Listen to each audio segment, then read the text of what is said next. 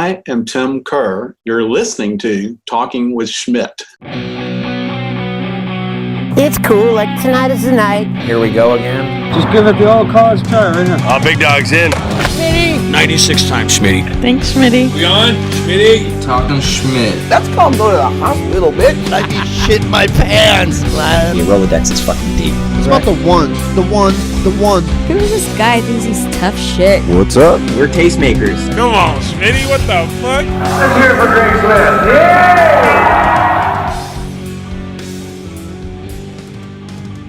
Okay, get ready. This is one I would have loved to have done in person when I was down in Austin last year, but I'm just as happy to do it on Zoom. I'm very honored to have him here and get to pick his brains and listen to his stories. This is Tim Kerr, everybody. How you doing, Tim? Doing good. And not Tim Kerr Records. Tim Kerr, the musician, and everything else. So. Is there, what's up with the Tim Kerr Records? Is that like a legality or anything, or no? This is probably going to be, if you get going on all this stuff, this is going to be longer than Brian's interview you had with him, which was like a couple hours. I sat and listened to it. It was pretty great. So, but, because you get me going, and there's like so many freaking stories and just so much stuff. I mean, like we were talking earlier, things are so intertwined and everything. But Tim Kerr Records, like, it's a guy in Portland. It's what I've been told. I know it is. I mean, because you'd have to be fairly vain to think you're the only person named your name, you know, kind of thing. And there is a hockey player. There's a pro hockey player named Tim Kerr. Okay. It's a big deal because people have sent me cards of him and stuff like that and everything. But the Tim Kerr Records thing, what was so weird and what kind of sucked about it was that right when I went up to go do Monkeywrench, and it was like 1990, I guess. It's like, and it was only going to be a one band thing. We weren't going to do more records or anything. And that record is basically the third incarnation of Poison 13 and what we had written, or what I'd written, and, would have come out. So that's basically what that is. It's like the third Poison 13 record is that first Monkeywrench thing, except for the covers. And then Mark wrote words and stuff like that. But right at the exact same time that I go up there was right when there was all the feeding frenzy, because Nirvana was signed and all this stuff was going on. So all the majors were grabbing every little farm team they could find, thinking they were going to find the next big whatever. And so there was a label there called, it was Thor and Katie, so TK Records. And TK Records, I guess it was too close to Casey and the Sunshine Band's record label or something. So they changed the name to Tim/Kerr Records, right? And it was like I'm saying, the timing was crazy because I was up there at the exact same time kind of thing.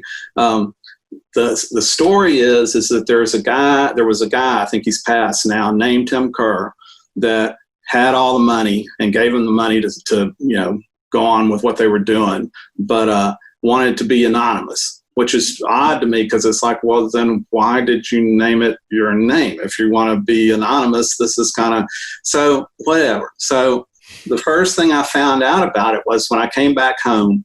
I think it'd been like a month or two or something. I was back in Austin and stuff, and I got a letter or an email from Cynthia Connolly. And Cynthia sent me like a big picture of this full-page ad that said Tim Kerr Records, and it had all this stuff. She said, and she was joking, kind of thing, but she's like, I didn't know you had a label, kind of thing. I was going, oh, that's pretty crazy and stuff. So I didn't think that much about it, and I was just like, it's not kind of, and then what happened was, Garage Shock, and we went up to Garage Shock to go play, and I don't remember, it was probably Jack of Fire, I'm sure it was Jack of Fire that was playing at it and stuff, and I would have people coming up to me, and I'd have somebody from Sweden or somebody from Japan or something going, man, I wrote you but you didn't write back, kind of thing. And I was just like, because if you write to me, I'm writing you back. I mean, that's kind of an amazing thing that you took the time to write somebody, kind of thing. So then it just bummed me out. So I came back home, and people that really know me know, like if you put me on a guest list, we still stand in line. Like that stuff is kind of embarrassing to me, and I don't really like being vacuum cleaner salesman and just like, well, I'm Tim Kerr. I did blah, blah, blah, and blah, blah, like, who the fuck cares? Like, it's not that. So it was kind of embarrassing, but I thought, okay, I'm going to call them up, kind of thing. So I call up the place and I just said, well, this is kind of weird, but I'm Tim Kerr, kind of thing. And they basically, I can't remember the first initial conversation, but basically what was going on was Thor was like this hothead character. That's what I've been told. I haven't ever met him and stuff, and he may have passed too now, but just like this kind of asshole, hothead kind of person.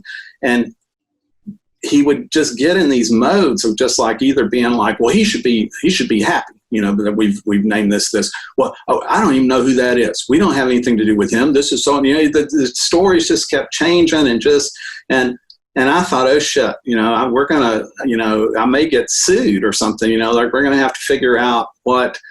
So I got a hold of Ian, I got a hold of Corey, I got a hold of Bruce and Jonathan, like all these different people that were kind of, established, and just said, hey, if this ends up going to court, will you stand behind me and say that, well, I've kind of been here before you were here, kind of thing, like it's, in that, setting, what I'm saying?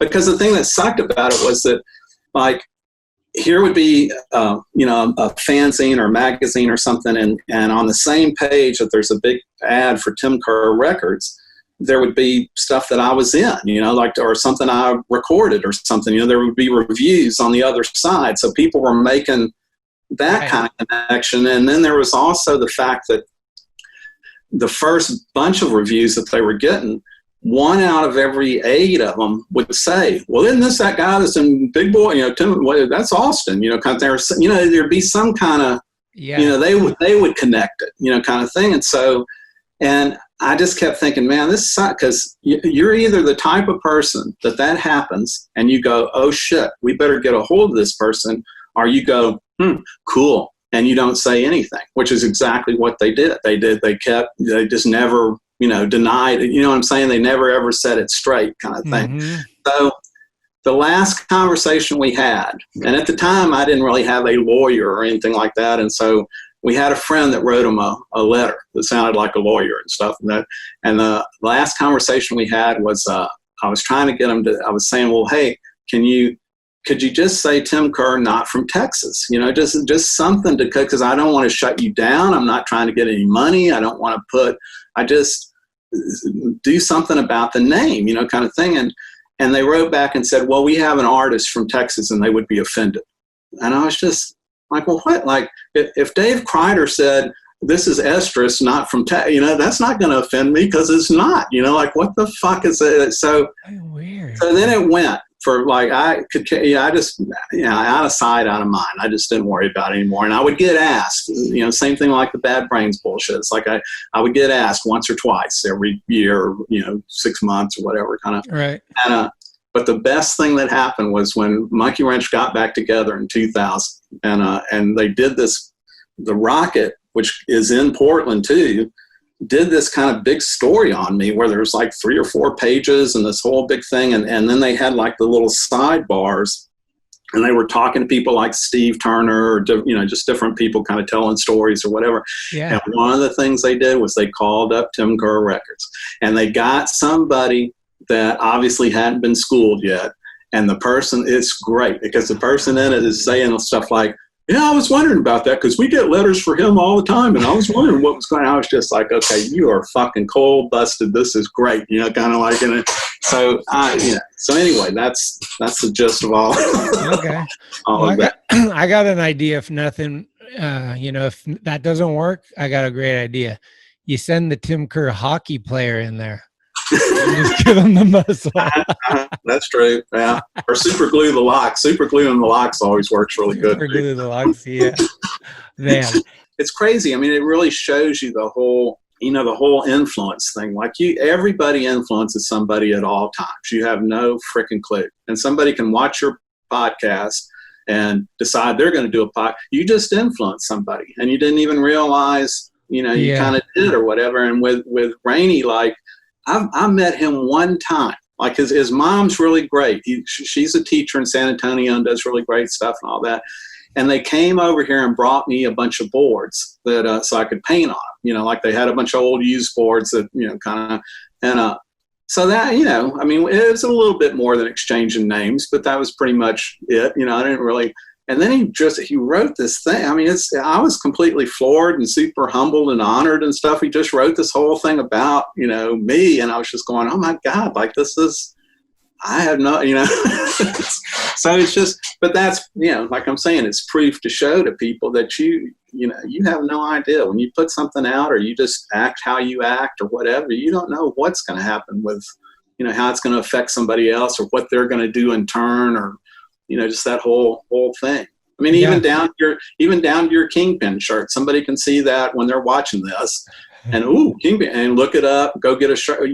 We just influenced, it's like the craziest. I mean, that's kind of what the whole thing is about. And like, I didn't really think of it in the beginning this way, but as it kind of formed into whatever it is become, I started feeling like that. And it really gave me a sense of like, man, the world in a lot of ways, it sucks and it has a lot of negativity around it. And everybody wants to, especially in the new era, people are very judgmental in a negative way.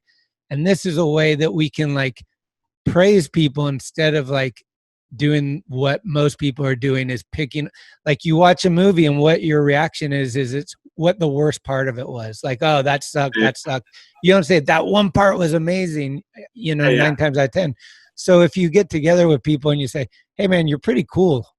Like, I know you've heard some negative shit, but I like what you're doing. That's always been like, you're going to see cats every once in a while because they're coming up. Like that's one thing that's always been kind of a pet peeve with me, and especially now with all this going on, is that it drives me crazy when somebody passes and then Facebook is full of all these people just like, man, he's the greatest person. They were really there. She was really wonderful. And it's like, well, did you tell them when they were alive? Like, it's amazing to me. It's just, I mean, I almost feel like a broken record because I keep responding to people just going, well, it kind of points out you need to really celebrate the people that are here that you really love because you don't know.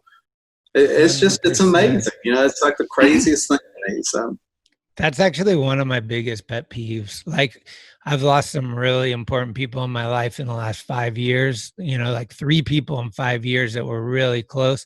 And I saw it each time. And as it unraveled, I was like, huh. And by the 3rd time, it was crazy because I'm sure you know who Jake was, right? Jake Phillips. Yeah, I mean, I didn't know him, but I know who he is. But you knew he was. So he had a very strong personality that you either loved or you hated, and a lot of people didn't like him. But me and him worked side by side, so we were really close. We traveled a lot, and so I got to know him from a side that no one or not a lot of people did. And one of the things he always told me was like, watch what fucking happens when I die. Watch all the motherfuckers that come out of the cracks and start saying I was the greatest or just all this shit. And sure enough, it happened. And it was just like exactly what you're saying. Like, fuck off, dude. Like, what? Well, like, I don't know. It's kind of this me obsessed world. Yeah. No, it's and the other thing with me, like, I'm not the only one that feels like this, but I just have a real strong feeling that they're here. It's like they're still here. It's just they're not physically. I was explaining to, we had to put a dog to sleep like a year or 2 ago, and it was really sucked and sad and stuff. And so when I was carrying Gracie out to the car because the vet had come here and stuff, and the vet was asking me, well, are you okay? And I said, yeah, I'm fine. I'm kind of different with this stuff than a lot of people because now, like my parents, like both my parents have passed. But I kind of feel closer to them now and that they're here than when they used to live in Lake Jackson, when they were there, kind of thing. Like and the funny part of that story is there was kind of a quiet pause. And then he just kind of looks at me and goes, you're from Lake Jackson? And I was like, yeah, are you from Lake Jackson? And it ended up he was. And his mom had like taught under my dad was an elementary school principal. So he'd taught under. So it's just that. That's everything's the other connected. one, right? The small world aspect of things. You're just like, what? Yeah. Huh. How cool. Let's start from the way back. You were born in like a small town in Texas, not Austin, right? No, it's a Gulf Coast town called Lake Jackson. And Lake Jackson is people always think it's close to Louisiana or in Louisiana, but it's the other direction. And it's 40 miles south of Galveston, right on the coast. Oh. So I grew up surfing, and that's why I started skating, because I grew up surfing. And so that's where I'm from. I moved up here in 74. I graduated from high school in 74 and moved up here to go to school. And it was right when urethane wheels came out.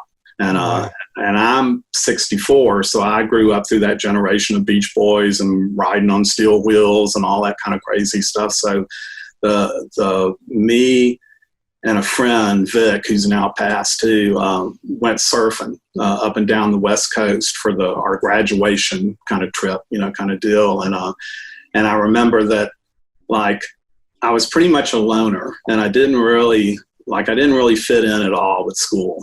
Just because I was into like Burt Yanch and John, which I still am, and John Renbourn and all that, when everybody else is listening to Black Sabbath and Deep Purple, and they were fine. It wasn't that I didn't like it. It's just I was really into this other kind of type stuff, and everybody thought that I was the biggest weirdo in the school, and surfing was not cool in the Texas Gulf Coast back then. That was just like a weirdo thing, a faggot or whatever, kind of deal. And so anyway, I was pretty much a loner, and and I didn't smoke pot. I didn't do drug, I didn't do any of that kind of stuff. So I just didn't fit. I just wasn't, what they couldn't box me in on anything, but there was just like, but they thought, like, oh, he deals, or he's gay. Oh, he's so, kind of. So I pretty much was a loner, and this friend of mine, Victor, because there was definitely a little crew of people that surfed, that were in our school and stuff like that. And I knew them, but I didn't really run with them or anything. And Victor had decided for his graduation trip, he was going to go up and down the West Coast surfing. And for some reason, none of his other friends that he was running with, I guess their parents wouldn't let him go. I don't know what. And then he ended up asking me, and I don't know how, but my parents were fine with it. So I got to go, right?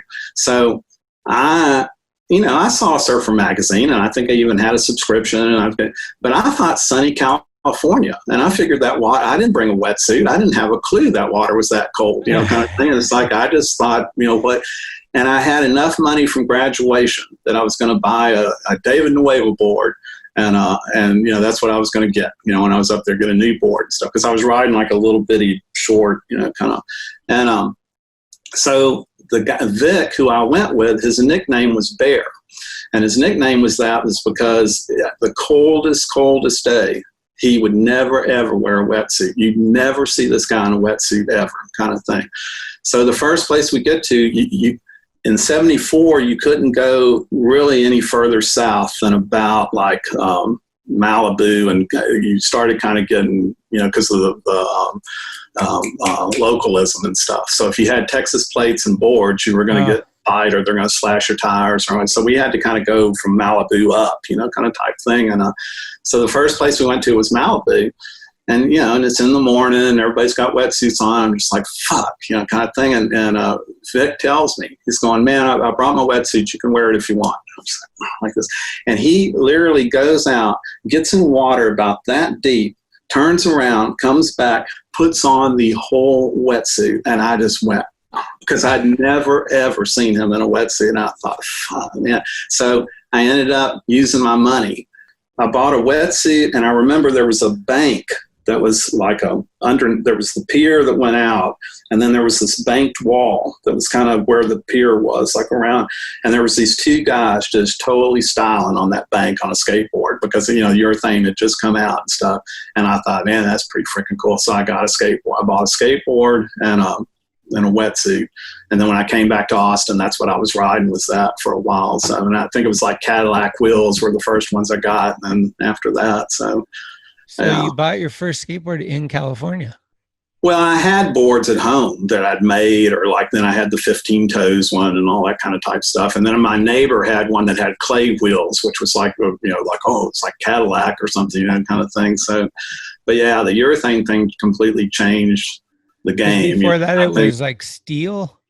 Steel and clay. Steel and clay was pretty much all you had. I just know when Cadillac and all that stuff started up, it was a complete different game changer thing. And I came up here to go to school, and I couldn't go surf all the time, so I just skated, and that's how we ended up. Big boys, we all skated, and we all met doing that 2 or 3 years before punk rock even was even in the picture, kind of deal. Like it hadn't even started yet. Like this is like, I guess there was Skateboarder First magazine that started coming out. So that had already been out for a while till, by the time punk finally started going, you started seeing Dwayne and, Olson and all those guys kind of like, oh shit, they know about it too, kind of thing. So that's crazy. It's kind of like you're in your own world and you're oblivious because there isn't obviously there's not social media, but there's not even magazines really. So you just think like we're doing our thing. You don't know what's going on in California and stuff. Well, you knew because of Skateboarder magazine, you knew that stuff was going on. And that one, the Christmas right after Urethane Wheels came out. So I'm pretty positive it was 74. And so that Christmas, everybody got skateboards because that was kind of the big thing to, oh, look at that, because I'm sure because of those wheels and stuff. So everybody was getting them kind of deal. And so there was that kind of first wave of it. And like I said, Skateboarding magazine, this is before Thrasher and stuff. And, just, you knew things were happening. You knew stuff was going on. You weren't necessarily doing it because of that, but you just kind of knew, you kind of kept up with that a little bit, and then you saw like there finally was a park. I think the first park that we ever skated was in San Antonio. There was like a park there. And then when that park opened up, like a bunch of the pros came, like Lonnie Toft and I think Cab came, and I can't remember who all, Peralta came and stuff. I still, like my shoes, I had an old pair of Vans, like a red and blue, like the original kind of, and I had all the pros sign the shoes kind of thing. And so for a while they were hanging at the EMP because the EMP did that big skate rock thing that they did that first year. And so they had a kind of a skate rock punk exhibition or whatever. So they hung a big boys board up and they hung my shoes up that were signed, which I thought was pretty hilarious. So, damn, that's cool. We were skating mostly like hills, and then you started kind of finding ditches, and we started doing that and skating that a whole lot, but nobody knew the pump yet. Nobody knew how to really do that. Okay. And so we actually went to Pflugerville, but it wasn't that much fun because Georgetown went down a hill. And so in there you could just freaking haul ass and get down to these big banks and all this kind of stuff. And so we just thought, about Pflugerville. And then once you learned the pump, then it was like, man, Pflugerville, this is the greatest thing ever. And there was a big ditch in San Antonio called Selma that everybody would ride. And it was like a huge, surely it was longer than a football field. I mean, it was big, and it was right off the highway, and it had ledges and stuff. And it was really funny because somebody had spray paint, like you would come off of the overpass and then drop down into this ditch. And then it went, like I'm saying, really long. But there was a lip on either side. So if you're hauling ass off this overpass, you would just fly off to the other wall, which is exactly what I ended up doing the first time because there's somebody had spray painted, start here. So I went up there and just hauled ass down this thing and just flew straight across and right into the wall on the other side. So, but I know when punk rock first started going, so 77, 78, was kind of where it was kind of starting to go. Like that was because I remember the last bits of Skateboarder were when Olson got his award and had it, outfit on and all this kind of stuff. And it seems like it wasn't too long after that like it wasn't, you didn't hear about it much anymore. And then Thrasher started up. But Thrasher started up, it was kind of more of a big newspaper fanzine. It wasn't really like what it is now, kind of thing. Yeah, the first 10 were just like those big print ones those are super cool and rare right now to get. But it's definitely the one thing you'll think is funny because you're talking about liking Mark a whole lot. And those guys like Steve. So Steve Turner, the guitar player in Mudhoney and stuff, and then bass player with me and Monkeywrench and stuff. He was the person that kind of helped set up the EMP skate rock thing. Like he was the person that really got it. So, and I already, we like I said, this is 2000, and Monkeywrench got together in 90 kind of thing. So now I knew him and all this kind of stuff. I knew he skated, but I didn't really think that much, and we didn't talk about it a whole lot or anything. And so I was up there for this thing, or right before this thing, and I was staying with him. And because of like right now, you're a whole lot earlier than I am. You're 2 hours, away. I would always be up like at 6 a.m. because I'm just, drinking tea and stuff. And I saw all this stuff out on the table, kind of, all these photos and everything that he was, getting ready for the EMP deal. And it's all these people skating and stuff. And he was super excited about talking to Dwayne Peters. He was all excited. He was meeting Dwayne Peters and talking to him and stuff. And I'm looking at these photos, and all of a sudden I see this guy, and he's like in a Adams Flyaway helmet, and he's not getting like crazy air, but he's getting air out of this ramp and stuff. And I'm just like, holy shit, it's Steve. Oh my God. He was good. He skated and he was good, kind of thing. And so we got in this big conversation about Thrasher. And it's funny because to me, like for Mark and Steve and a whole bunch of people, when I recorded the Quadrajets, I got talking with them about this and stuff like that. Thrasher is what got them into punk rock, or that's what told them about all these different bands, like JFA or Big Boy or whoever else, Los Olvidados, all these kind of, and that's how they learned. So to them, Thrasher is who got it all across America, kind of type thing. Like that's the reason that it. And for me, coming from the older generation of all this stuff, it was like, no, like that's great, but no, Black Flag, DOA are the people that went all around this country and opened up, you know what I'm saying? And it got pretty freaking heated, because I was just like, no, they didn't start this. This is like kind of, but then after a period of time, you know what I'm saying? Like over the years, I've kind of realized that, for whatever that next generation was, Thrasher was the one. That Thrasher was kind of the Black Flag, it was like it kind of told everybody about all this stuff and everything. So, right. Yeah. It's been insane to hear like different people's take on this stuff too. There is like a little bit of like, ooh, Yeah, that's interesting though, because when you're skating, like in the early days, there's not really an older crew that's doing it that you can look up to and ask for advice, right? No, not at all. Yeah. And also, what advice would you ask? It's like it's a total. My truck sucks. Well, no, but it's a celebration of yourself. That's what's so great about it. And you can do it by yourself or whatever, kind of type thing. So it's not, I think the only thing that you would start trying to figure out was building, like we built a half pipe and we built the half pipe, but we didn't put any flat in it, so it was just this total whoop, whoop, whoop kind of thing, and if we would have realized, we would have had flat, before, all of this stuff is before Big Boys, we were doing all of this well before, and by that point, by the time Big Boys and all that kind of stuff started up and kind of like midway through punk rock, so probably 78, some around in there and stuff, by that point, skating, you might as well have had a blue mohawk, and those weren't even around yet, because people are yelling at you, throwing shit at you from the cars, just like, hey, how old are you? Why are you skating? Just stupid, like that's a kid's toy, just all this. Yeah. It literally was just as bad as later into, it wasn't that different from having a blue mohawk and walking down the street, you get the same reaction. So, it's, I don't know. Like I say, we were already kind of in that sort of culture. And then it was pretty easy to see how punk rock kind of intertwined with skating, it was kind of obvious that. Does that make sense? Like it's, and you also had the kind of crew that like, okay, you've got the one crew that listens to Ted Nugent and, that kind of type stuff when they're skating.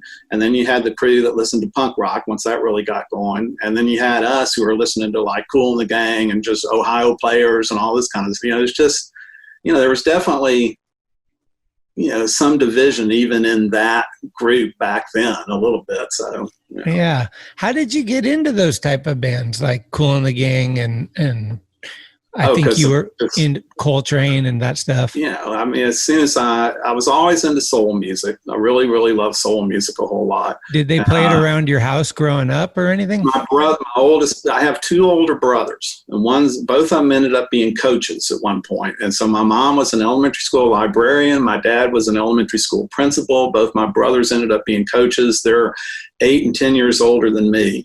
And so I was kind of the oddball in the family, kind of thing.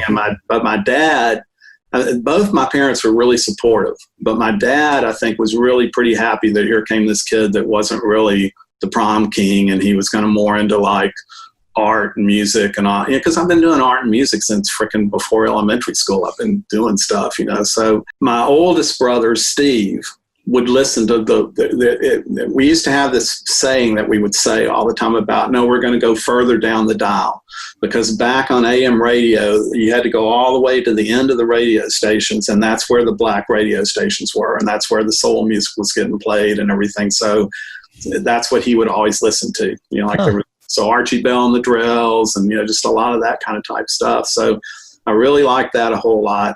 And then I'm old enough that I was there when FM radio kind of really got going. And so then all of a sudden I started hearing things like Burt Yanch and Nick Drake and just all these different things that I, kind of gravitated towards that. And the jazz stuff kind of started up with Beth's mom, because she had a lot of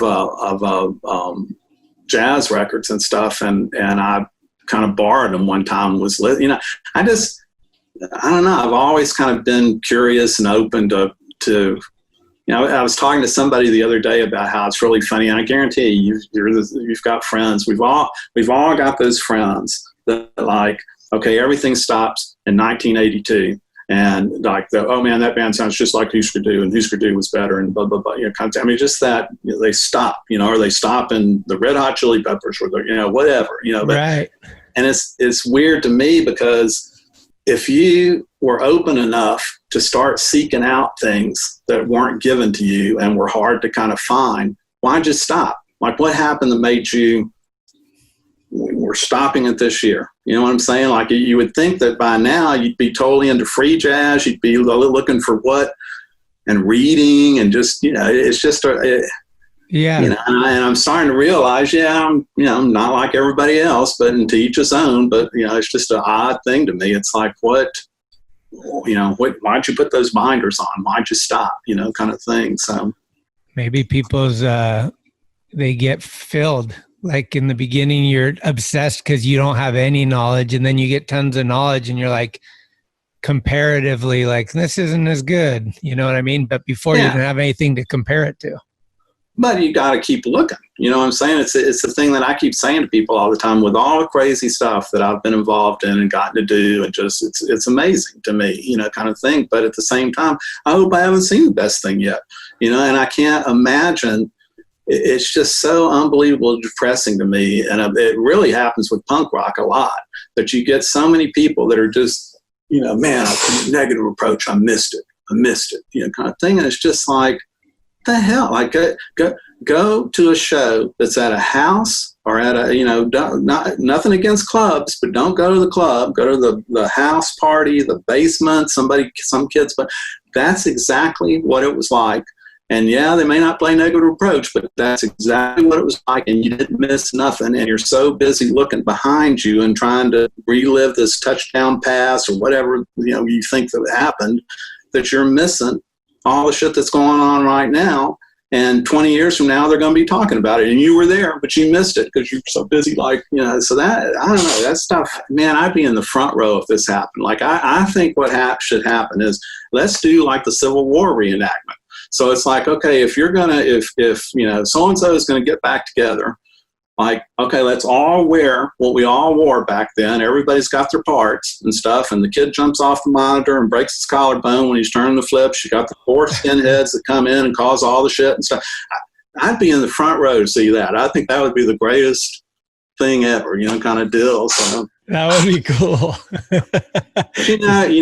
Beth and I were talking about how, like, we kind of came to the realization a couple of years back that, skaters are the ones that are still pushing and doing stuff. It's pretty freaking, I'm kind of honored that I'm even just a speck in that history, kind of thing, that I'm part of that, just because of all these different tribes or whatever you want to call them. The skaters are like, they're making parks, they're doing clothes, they're doing art, they're still creating stuff. And yeah, they want to know about history, but they also want to know about what you're doing right now. Like, oh shit, you're writing a book? That's cool. What's that? Kind of, it's not this, let's go to Big Boys. We're staying at Big Boys. That was the greatest time ever. Come on back with me. Which I'm honored. But you know what I'm saying? It's like there's, like we said earlier, there's a thread running through all of this. So it hasn't stopped. It's not, that's not the end all be all thing for me. It was great, but it's not.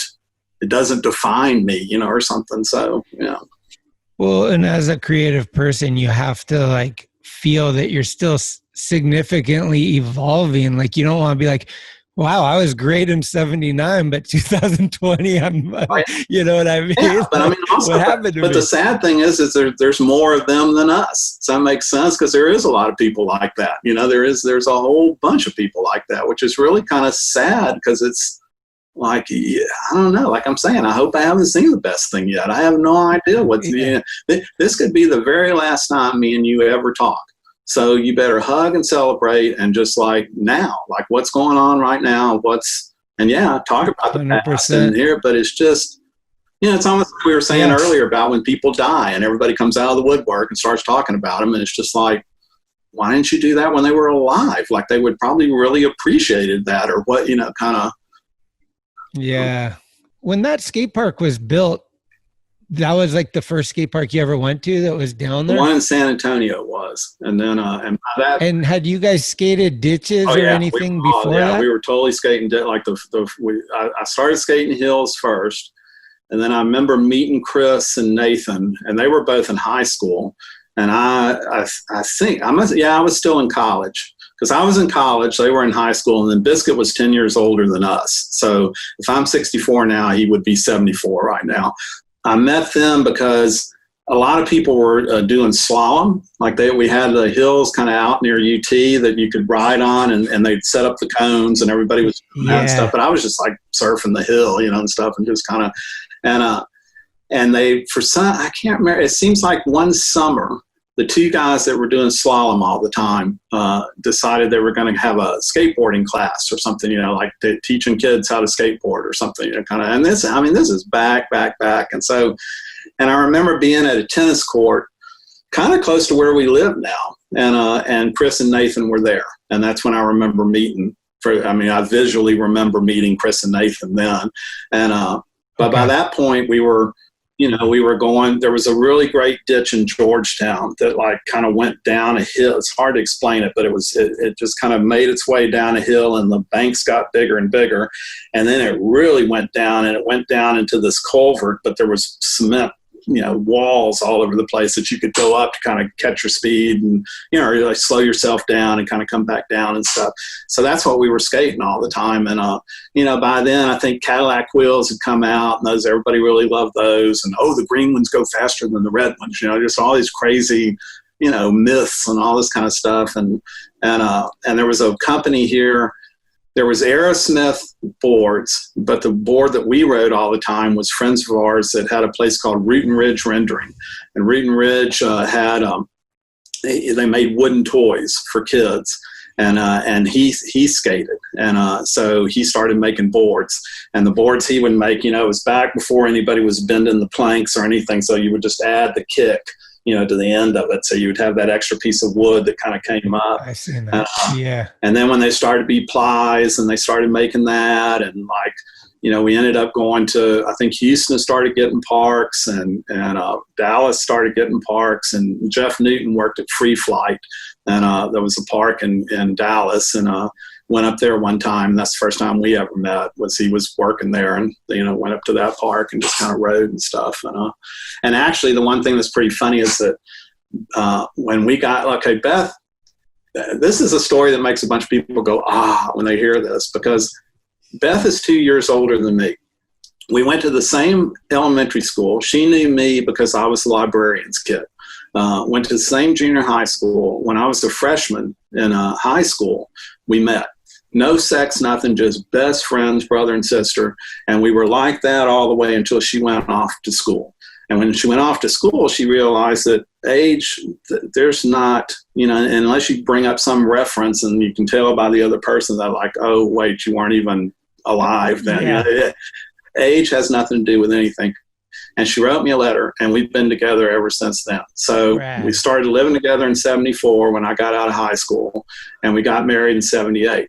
And when we got married, we went down, because she was in Lake Jackson too, and we went down and got married on the beach. And the night before, there was a new park that had opened up right outside of Galveston. And we were all excited about going to this park to go see this.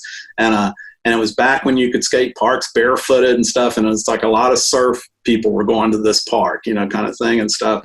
And so we go early the night before so we can all go to this thing. And I just remember Paul, the guy that was Rootin' Ridge doing the boards, he was in front of me. And it was back when you had to pay your money, and then you got your little picture on your card and all that kind of type stuff. Yeah. And I just remember him turning to me going, well, we should pay for you. I'm like, what? He's going, what? I guess this is your bachelor's party. We should pay for you. I was like, okay, cool. So that was my bachelor's party, was going to the going to the skate park. So it's pretty Cool. funny. But Damn. ditches were kind of, we had a lot of them in Texas. So there was a lot of really great places to skate, and that was kind of what everybody did. And there was some kids found a pool in Bastrop that was at, it was a big country club that was out there. It went up, and then there was tiles, and then the tiles had this weird little kind of coping thing that stuck out that were the tiles. And then there was a gutter, and then there was the coping kind of thing, right? And I could tell from the that I was on tiles, which I thought was really fucking great. I was like, I knew that was going on, but I wasn't. And my wheels, I really love sliding because of just surfing, because to this day, if I'm on a board, it's surfing to me. That's what I feel. It just has that feel to me and stuff. So my wheels were just like, they ended up being like how everybody was riding when the baggy pants and everybody had the little bitty wheels. Like and 42 millimeters. Yeah. So I, was going along, and a friend drove up. And when I saw that the friend drove up, I thought, man, I'm going to show him. I'm going to and I pushed off really hard and went up, and everybody, this is before anybody did ollie. Nobody knew any of those things kind of thing. But obviously I must have ollied out of this freaking pool and came back down, and my wheels stuck in the gutter. And to this day, I swear I ran down that wall. It was like 14 feet, and then slipped and fell on the arm. And but everybody there said, Tim, you look like you were surfing. You just dove from the top to the bottom kind of thing. So yeah, that was the first. And I was supposed to play Kerrville Folk Festival that next couple of weeks or something, and I obviously couldn't do anything because my arm was in this cast and all that. But that pool, we were there one time, and there was two kids that showed up, and kids, and they were on just old beater bikes, because back then BMX and skating that was two completely different worlds. It wasn't something that they didn't get together at all. And at some point it kind of turned into wars, I guess, or something. But and so these two kids, and they're not BMX kids or anything, they're just on these old beater bikes, and they were riding, because this pool was so freaking huge, they were, riding on the walls there. And I remember the one kid saying to me, oh, so y'all like pools? Well, I can show you some more kind of thing. I was going, well, let's go. And everybody else was pissed off, because I was like, let's go see where these other. And that's when we found the one that you see all the pictures of that was in the woods across from the big one. It was like this abandoned one, and it was basically a miniature version of that big. Okay. The big one that was at the country club. That's probably the one I've been to. Was there any full pipes back then? There was one time that I don't remember I don't even know where the hell it was. It was 30 or 40 minutes from here. And I just remember some kind of construction was going on. Somebody figured out that this was happening, and we all drove out there and kind of drove it's obviously completely against the law and stuff, but we kind of drove in there like we knew what we were doing. And I think it was a 20-foot pipe, and you had to kind of jump in this river thing and then swim to get to the thing, and then climb up all this stuff and everything. And then, of course, there's water, kind of trickling in it. So everybody kind of took their shirts and whatever else and kind of dammed it up for a little bit so you could just, take a couple of runs, and that was about it. So what age did you pick up your guitar for the first time? First grade, maybe. I don't know what age that would be, but for first grade. Guitar was before the skateboard. Oh, yeah. You were playing guitar all along. Yeah. Because, but mostly just I took lessons for a little bit, and, they're teaching you like Down in the Valley and things like that. And, because the folk boom was kind of a big deal back in the early 60s. And then here came the Beatles. And so I was really wanting to learn more of that kind of stuff. And so I quit going to the lessons and just started picking up stuff on my own and just figuring out things for myself and just, learning by ear is what people call it. Right. And I pretty much played, seriously, Beth, guitar, and surfing saved me in high school because that's all I really did because the rest of it sucked. Like I just was not, And I'm also living proof for people that are having trouble now that it gets better. It'll get better. So, Yeah, you're not from Mars, you're not from Saturn, and, so you're okay. So. Okay. So let's get into this big boy stuff.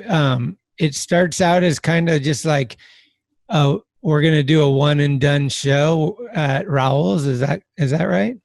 Yeah. And you guys flip a coin to see who's going to play bass? Because Chris played what Junkyard ended up playing. Chris was literally playing Ted Nugent, that kind of sound and stuff. And here I am in all these weird tunings and my thumb's wrapped and I'm not even playing, I don't play AC/DC. I don't play any of this stuff. I'm playing all this other crazy. Yeah. And it all, I'm sure it was kind of everywhere like this, but it was pretty quick. Austin has always been like the little San Francisco for Texas. Yeah, so if you were into any kind of music or art or anything, that's, that sort of thing. And you were going to stay in Texas, especially at that time you came here. You came to Austin because every place else was just, that wasn't cool to be like that or whatever. So when punk rock kind of started, I was working at a record store. And I remember the records coming in, and I remember that I liked the Clash a whole lot better than the Sex Pistols because Clash kind of had the harmonies and kind of sounded more Beatles to me. And Sex Pistols just sounded like rock and roll. It didn't sound like anything, who cares kind of deal. And then I got really into XTC and I got into Wire and all that kind of, and you started hearing about Raoul's, this club where people were playing at. And you started seeing it on campus. You'd see them walking every once in a while. Like I remember seeing the guys in Boy Problems, which Billy was the singer, and Billy ended up being in Bad Mother Goose later. And on a side note, Billy, the Go-Go song Vacation is written about Kathy Valentine's affair that she had with Billy one summer. Like that's literally what it's about is Billy that sang in Bad Mother Goose later and stuff, or one of the singers in Bad Mother. How cool.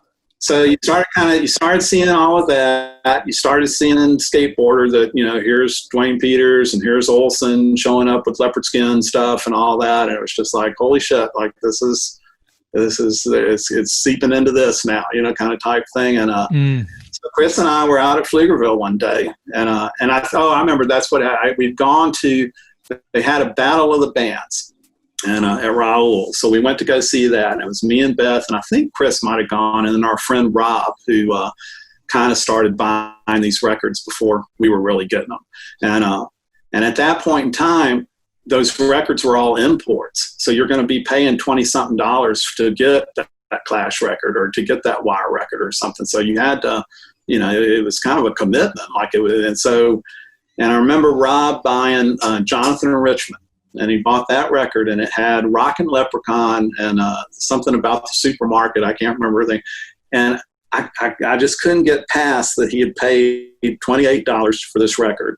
And it was the stupidest thing I'd ever heard in my life. Put that on again, kind of thing. And it just kind of seeped in. And then you saw Devo on, all this stuff was kind of happening pretty quick.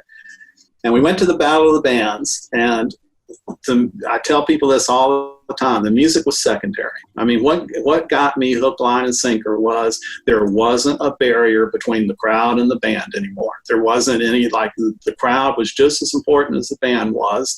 The guy standing in the back yelling, "Sound asleep, we're sound asleep," is just as much part of this thing as this. Everybody in there was either in bands, we're doing fanzines, it just, the hook, line, and sinker. I thought, this is the greatest thing ever. This is great, kind of deal. So Chris and I were skating at Pflugerville, and we decided, let's see if we can play at Raoul's one time.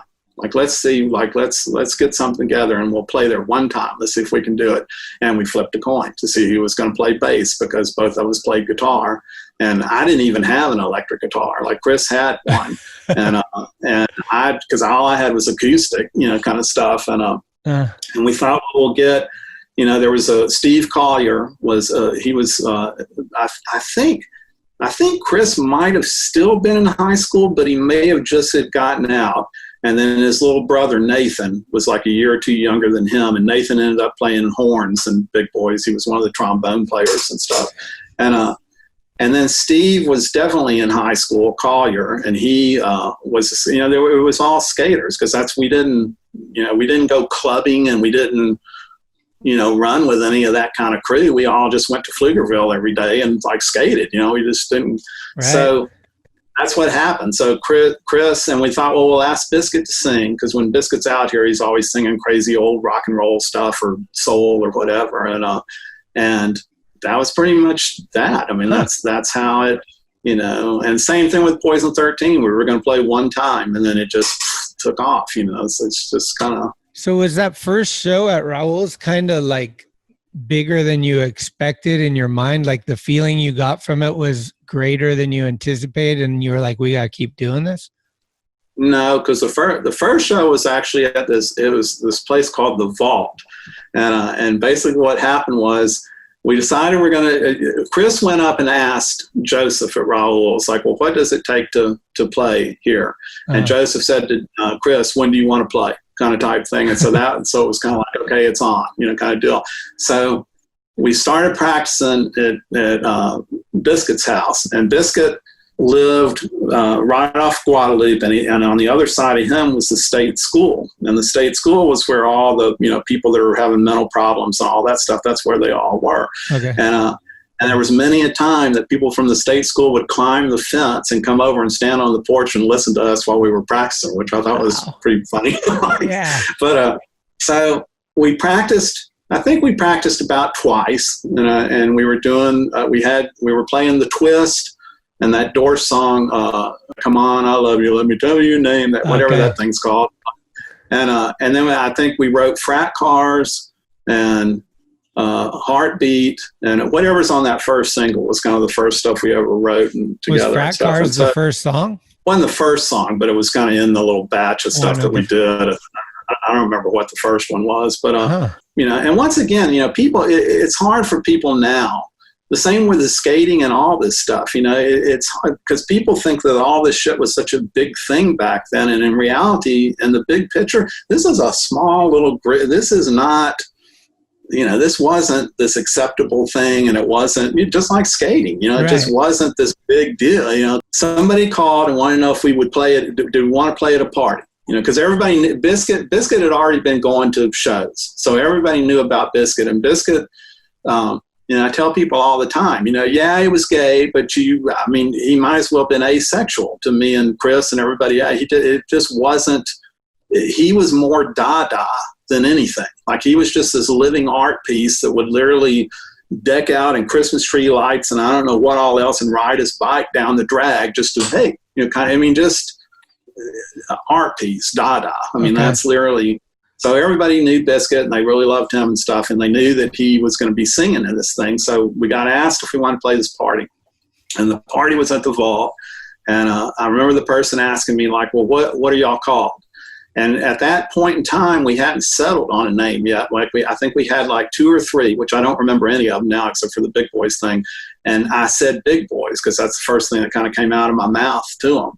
That night, we're walking down the drag, me and Beth, to go see some movie or whatever, and there's posters up. And the posters have like 15 different bands, and it's like this big party at the Vault and stuff. And Beth sees it and goes, oh shit, somebody's got your name. And I look at it and I realize it's the people that had called. And I was like, oh shit, that's us. Like, we're playing this weekend, kind of thing. So we all had to get together. And I think we had like 5, with the covers, I think we had 5 songs. And they made us play them like twice. We had to go through it 2 times, and everybody would.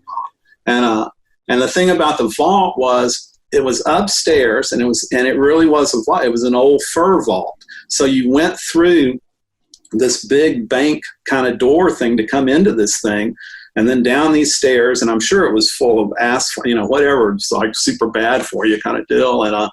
And Beth was always laughing because it was like, man, if somebody ever shuts that door, that's the end of punk rock in Austin. Like they've completely killed everybody, kind of thing. They won't be able to get to us or whatever kind of. Right. So, but that was the first show. And the very first show, Steve couldn't play because it all happened so quick that he wasn't going to be there. Like he couldn't do it. Oh. And so we got another friend that was a really great skater, and his last name was Kevin Tubb, and his I can't remember if it was his grandfather or somehow he was related, but kind of more like that, like grandfather or something to Ernest Tubb, which was pretty hilarious and stuff. But he drummed. He was the drummer because he was, he was a pretty good drummer too. So he was literally our first drummer for that first show, and then Steve was the drummer after that. So wow. And that. The thing I remember about the early show, and even to this day, the thing I remember was that I used to get I couldn't eat. I'd get really bad butterflies in my stomach, and it would suck. And it'd be one of those things like, and it was just like, this sucks. I don't ever want to do this. This is like the worst fucking feeling, like, what the hell, kind of deal. And then, but once you start, once the first note hit, then I was fine. This is great. I'm having a bunch of fun, and and it kind of still like that. I still, the only anticipatory anxiety or something.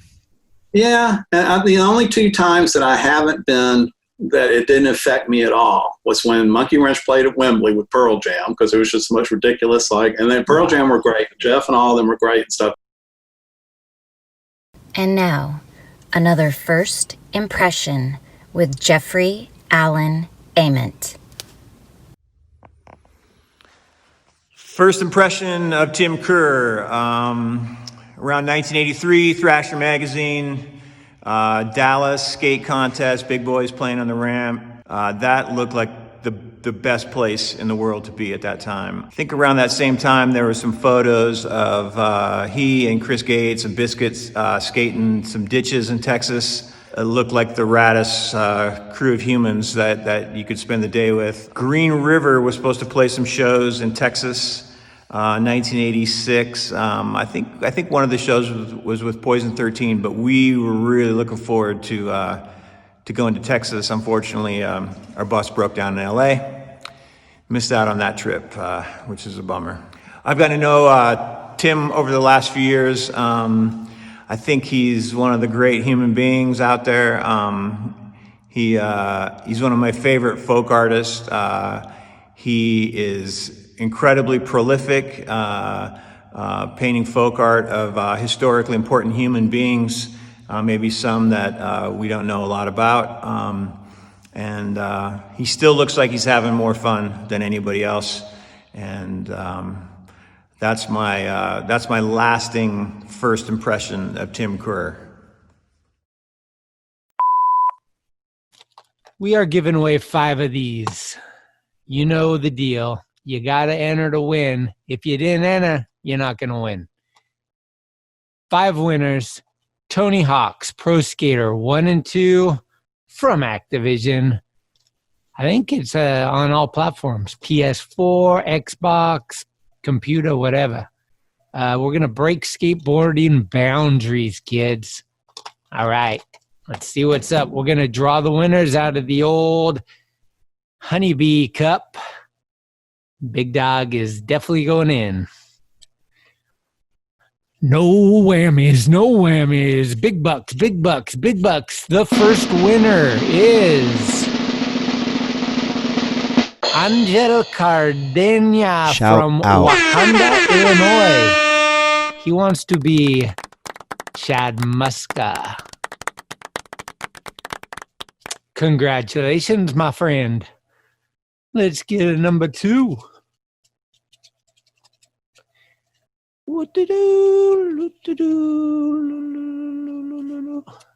Number 2.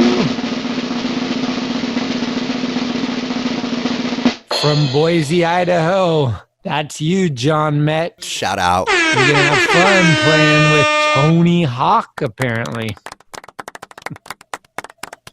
It's fun, man, doing giveaways on the show. really appreciate the good people over there at the Tony Hawk video game for giving us 5 to give away. Looks fun if you're a video gamer. Hold on. I got to do this on camera because I don't want anybody saying I cheated or whatever. Number 3. Who is it? I don't know. I got to read it. Oh, Nathaniel Odom in Sacramento, California. Apparently he wants to be the Muska. Lasco won? Damn. Shout out. One of our biggest fans. All right. Nothing up my sleeve. And the 4th winner. What does it say? What does it say? Mesa, Arizona. Your own Matt Thuit. Shout out. Nothing to do it but to Matt Thuit. I think that's Schmitting. You just won, and Kareem Campbell is your choice of skateboarders. We're going to pick our 5th winner. I'm going to roll the dice, baby. Roll the dice. All right. No. All right. Big dog's going in. Ooh. And the 5th and final winner is out of Alameda, California, Chris Tavares. Shout out. Andy Reynolds is his pick. That was fun, guys. We'll be doing giveaways each week, hopefully. Good people at Derby are chiming in, and they want to give away a jacket. Details coming soon. Also, Blue Plate is giving away a $100 gift card. Working out the details now. We're also thinking about, if you don't live or are able to get to the San Francisco area, of sending food to your doorstep. So look for the details on that. And if we can't do anything, I'll just give away some swag. All right.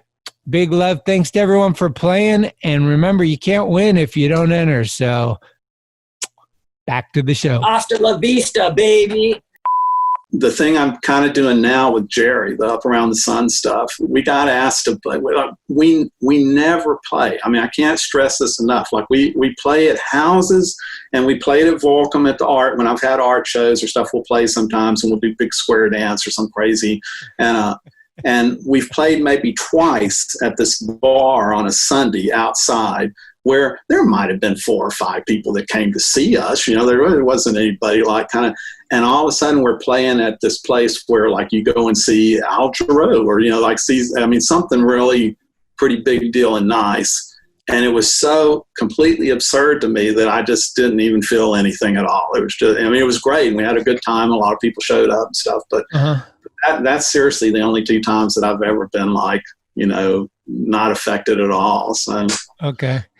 I never got to see you guys play, but I've read a lot about the shows and stuff. I'm wondering how much dramatization there was, or like what actually was going on, because I've read everything from like food fights happening, like Biscuit playing in the tutu like all the time and people freaking out about that. But are these incidents that happen like once or twice and they kind of got exaggerated, or was this kind of like an average show? No, it was kind of average, like the I mean, the first, and it's been like that with me from then on. It's like the first thing was no barrier. So if you want to get up there and sing, get up there and sing with me. This is great. You know, this is kind of, so, and Biscuit, once again, the tutu thing, he probably wore that thing maybe, somebody just recently told me we did like 300 and something shows. I can't remember in those couple of years that we were together. Oh, cool. And I bet he wore that tutu maybe 10 times, maybe. You know, like, I don't even think it was that many times. I mean, because it was just, like I'm saying, it was like Dada. It was like a crazy. And so like, sometimes like we went one time, which is on the back of that Raoul's record, and it confuses people a lot of times. And it looks like we're in KKK robes and hoods. And we are, But what it is Kappa, Kappa, Kappa. We're like a fraternity. We're fucking with the whole fraternity thing and just like, man, fuck you, Kappa, Kappa, Kappa. This is what you guys are, kind of deal. Because fraternities part of their whole thing of, when they get, when you're first joining, and they put you through rush or whatever that is. One of the things that some of them would do is they would have them come into Raoul's and then cause a bunch of shit with all the weirdos that are in Raoul's, try to get in a big fight and, John Wayne movie kind of stupid shit and everything. So, there was tension all the time with that stuff and just the idiotic reality of that and stuff. But, and then one of the times we played with the Go-Go's twice. And one of the times we played with them, we went with dresses on and we went as stops. And it kind of pissed them off. Like they weren't real happy about that. And we played with Grace Jones. I mean, it's kind of nuts, all the people we played with and did. And Grace Jones, what happened was they wanted she sang to tape music. She didn't have a band. She just kind of sang to, and they really wanted us to play and open up for them, but we had to do what Grace Jones did. So the club paid for us to go into the studio and tape all our songs. And that was literally the first time we ever did sound on sound, and taped the music to all the songs. And then we kind of had a skit for every single, like on Sound, I literally walked out with a radio, put the radio down on the stage, turned it on, found a station, put the microphone on the radio, and then had the other microphone, and the music started. And I started singing, kind of deal. And then TV, like, each one of us, I would start a verse and then it would come back. And then now two of us are singing, now three. Well, each time somebody was singing, they would plug themselves in and lights would all, you'd be Christmas tree lights all around. And just crazy. But but that was sometimes, what I'm saying? Like it never, it was whatever it was, it wasn't really, sometimes it was planned, sometimes it wasn't. There's a really great story that Billy was telling one time. Billy, that I was telling you, was Bad Mother Later and stuff. And he was like in one of the original bands was called Boy Problems. And then he was in the News and Jitters and bands like that. And so one time the Jitters were playing with big boys at Club Foot. And we actually were banned from Club Foot. And that's when you hear Fun, Fun, Fun, the first part of that song is all about us being banned. And the second verse is about how the Stains were trying to, or MDC was trying to divide everybody up. Are you hardcore? Are you new wave kind of type thing? And we were going, well, we listen to this, and this, but we listen to Joy Division and we listen to fuck you. It's like we listen to no, there's no rules to this, and no, we're not taking that. So anyway, Billy and them, he was all excited because he was going to outdo Biscuit, because a lot of times we didn't know what Biscuit was even going to do, kind of thing. And so he was going to outdo Biscuit. So he came out and he was in some crazy box that, they opened up and all this kind of stuff for him. And he finally comes out of the box and he's singing and all this kind of stuff. Well, that was the night. And Biscuit, once again, Biscuit didn't do this because he heard that Billy was going to outdo him or anything. It was just Biscuit, right? And Biscuit decided that particular night, what he was going to do was have a change of costume for every single song that we did, right? Oh. So like he was literally like running and changing all these kind of, and Billy was just like, fuck, this is. And the one I've told people a bunch of times that still to this day, like this was near the end, and near the end of us, like the last year or two of us, if you ask Corey, you ask anybody from that generation, they're all going to tell you that 84, 85 is when things kind of shifted and changed, like as far as the shows and all that kind of stuff. It kind of turned into more of a show instead of this crazy happening and everybody together and, kind of, the big community of it. Now you were having just clusters of people coming and you were coming for the show, kind of deal. You weren't coming, to be part of a happening or something. So anyway, so basically as soon as we would start the first note, the stage would fill up with people, because, we're supposed to get up and sing, kind of type thing, that, which fine. But you know what I'm saying? It wasn't just a spontaneous, It was like, this is, you come, get your drink, big boys playing, we get up on stage and sing. And so Biscuit, like it was motor oil and syrup, and I can't remember what all else. That he poured it all over him, like literally right before we were getting ready to play. He just poured it, and then he went and rolled in the parking lot. So when he came back out onto the stage, he looked like Sasquatch. I mean, it was just like this crazy. And of course, me and Chris just went like on either, because it's like, I'm not getting close to this at all. You know, this is like, because it's sticky and all this kind of. And we start the first song, and here they come. And the kid jumps up and grabs Biscuit to sing and stuff, and just goes, and the rest of the show, nobody got up on stage with us at all, which I thought was freaking great and hilarious, just because Biscuit's in this crazy. He freaked them out. Oh shit! Was he into doing drugs and alcohol, or was this just his spirit, or like what was Biscuit about? It's him. It's his spirit. Yeah. I mean, yeah, he would smoke pot some and stuff, but no, nobody in that band was really shooting up or anything like that, or like, you know, he was just, that's who he was. Huh? You know, if he did do speed, it was one of those party things. Does that make sense? Like, you might do it every once in a while or something, but it wasn't like, the thing. You know what I'm saying? We weren't one of those kind of bands that was pretty heavy drinkers or any of that kind of stuff. So we just weren't, you know. So who were some of the bands that you were hyped on connecting with that you were like, oh, these guys are doing rad shit? Well, I mean, we were, you know, Texas, as cliches as it sounds, is big. I mean, it's a big, so if you went to play in Dallas or Houston, you're already on tour, because it's like 4 or 5 hours to get there kind of thing. So, So the first tour that we ever went on was right when Thrasher started up. And I think that one issue had come out, maybe 2, but I think 1. And by that point, bands had come through. Like, we'd seen Black Flag, we'd seen Fear, and we knew, you know, Flip Side was out, fanzine. And so you kind of knew things were happening in different places. And so we decided, and we knew Spot. You know, Spot really liked us a whole lot. And so we decided what we were going to do is we were going to go to California to go skate. And, oh, yeah, we got some shows, you know, kind of thing, but we were going to go skate kind of thing. So we went, and I think we'd met TA by then, because Jeff had that contest where we were all playing. All this stuff kind of gets mixed up with me, because I can't really, because I hate the way this sounds. I hate these kinds of people and this, but I've done a lot of stuff. So it's like all this stuff kind of starts, I can't remember when or what kind of, and I think we pretty much knew TA by then, and in fact, I know we did, and we went out there, and we didn't have a show in LA. We had some shows in San Francisco, and we wrote to Thrasher to basically not what now, you know, like, do people write so they can, oh man, we'll be in your magazine, and then we got it made, like, we're going to have all this money, and we're going to have nobody, radio, label, nobody was interested in any of this shit any of us were doing, you know, kind of back then. It had nothing to do with any of that. We wrote to Kevin and them because they skated, and we're coming to your town. Where's the ditches at? Where do you want to go skate? Let's go skate. You know, that was basically that period. That was it. That's all we wanted to do. There wasn't to be, come see our band and review us and all, you know, it's just, and we played at in the Tenderloin, and I don't remember what the name of the place was. And literally, like, Mofo was there, Beth was there, the promoter was there, and the other band, and that's all that was there.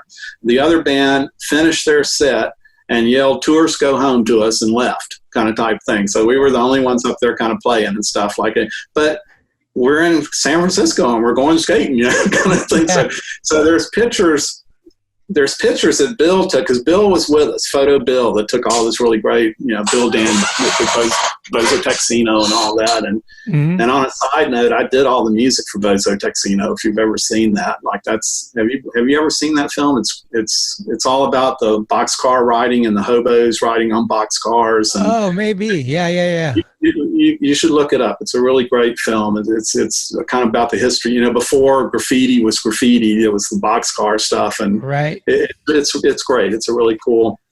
And so he's got pictures of, it was like, you know, Rick Blackheart and Kevin and Mofo, and I think Bryce came out there and all this. We're all skating in some empty parking lot, and you know, then we went to that crazy dish that was over there by Thrasher at the time. Yep. Like a really bad part of town, I guess. Or Yeah. We were out there skating that, and I think that first time we ever went out there, he took us out to whatever that whatever that place was that had the washboard, the park that had that crazy washboard in it. Oh, kind yeah. of down to the Winchester, right? I think. Yeah, they took us to that and stuff. And, by that point in time, we were still skating vertical and stuff, but we were so much more into banks and ditches and all that kind of shit that we were kind of more into those things. When we went to a park, we gravitated towards that kind of deal. So, and I remember that Mofo, like, I guess he really liked, and we played at the skate shop, the Hate on Skate, I think, or something, the place that was right. Yeah, and because there's pictures of Mofo sitting on the counter taking photos and stuff, and we're all kind of in there playing, and and somebody came down in a body bag after we got finished, like something happened upstairs there, and they literally, cops came and like, SFC. Yeah, so. But I remember that Mofo wanted, I think at first he was going to do an interview with us, like he was just going to do a band kind of interview thing. And then I guess he decided he didn't want to do that. He wanted to do the Wild Riders of Boards. He wanted to turn it into this cartoon kind of type thing. And he drew all those drawings and all that. And he made up this crazy story. And it was us. We were the band, and we had a pet armadillo and things like that. And I think that's kind of when you first heard skate rock. I think that's the very first time you heard that term was in Wild Riders of Boards. And because I know that we're the first one. I know I listened to Brian, and we've gone back and forth laughing about it because I don't really care. But I've been told, Mofo says that everybody, we're the first one that got named that. Not that we were, but we were the ones that had that name for, skate rock kind of type thing. So, and on a side note to that, because I knew I was going to be talking to you, and I listened to that, Brian, and Brian's great. I love Brian. He fucking skates amazing still. He's like an unbelievable. I heard he was saying something about, I'm going to give it to him, but we had the first board. I remember him saying that, like, when we were the first one that had a board. No, sorry. Like I got a hold of a friend that's like a total crazy collector about skateboards and stuff. And I said, hey, I'm going to be on this podcast. I just want to know, just in case this comes up, but like, who was the first board? Was it JFA or was that? He goes, well, you guys, it was 82, 83. You guys, y'all had the first board, and then JFA came out and such and such. I gave this other date, and I was just like, okay. Ooh, Brian, take that. There you go, Brian. Well, speaking of that, I real quick, or maybe it's not real quick, but he mentioned this time, I think it was one of the first times that they went to Texas and skated with you guys, and they were in the car a little long or something, and there was some discrepancy on like. Well, because what happened was, because if you skated, of course we're taking you to Pflugerville, because we all, literally when we would tour for the most part until near the last, it literally was like, okay, we're going to go to this thrift store and we're going to go meet these people and we're going to go skating and stuff. Oh, and then we're supposed to play at such and such, but then we're going to go do something. Is that wasn't and we loved playing, but it was just like there's other stuff that we wanted to kind of. So of course, when bands would come and they skated, man, we'd take them to Pflugerville and all these different places, and we didn't know about the letter yet. Like I don't think the letter had been printed yet in Thrasher. Like I think he had sent it out, to Thrasher about how he was calling out all the different, because basically I think what happened was when that cassette came out, the first one, then, and once again, in the big picture, this is a small little group of people. This is not this big thing that people think it is now and stuff kind of deal. But all of a sudden, all these bands were just like, well, our drummer skates, we're skate rock, kind of thing. And just all these people out of the woodwork were coming like, well, we skate kind of, and so Brian wrote the letter that he was talking about, he just kind of basically saying, okay, we're going to go on tour and we're going to go skate with you. And if we see you don't skate, we're calling you out. We're going to let people know that, no, that's bullshit. You're not skate rock, you kind of thing. So when we got to Flint, now we didn't know any of this, until we saw the letter, like, a month later or 2 months later when Thrasher came out. But we get to Pflugerville, we all get out, put on music and stuff, and we're all fucking having a great time, and they're just kind of sitting and watching. And so for the longest time, I kept teasing about it and saying that. I was going, oh, okay, now that's what was going on. Now we're checking to see if we skated, to make sure we were like, but literally just recently, like, we've been doing that thing, me and Mike Watt and a whole bunch of different people. There's a teacher, Eric Cariso, that's really, really great. And we've been doing all that stuff at Wirtz Elementary School where we play with the kids. I don't know if you saw, like we did Minor Threat the other year and like that thing went viral. That was amazing.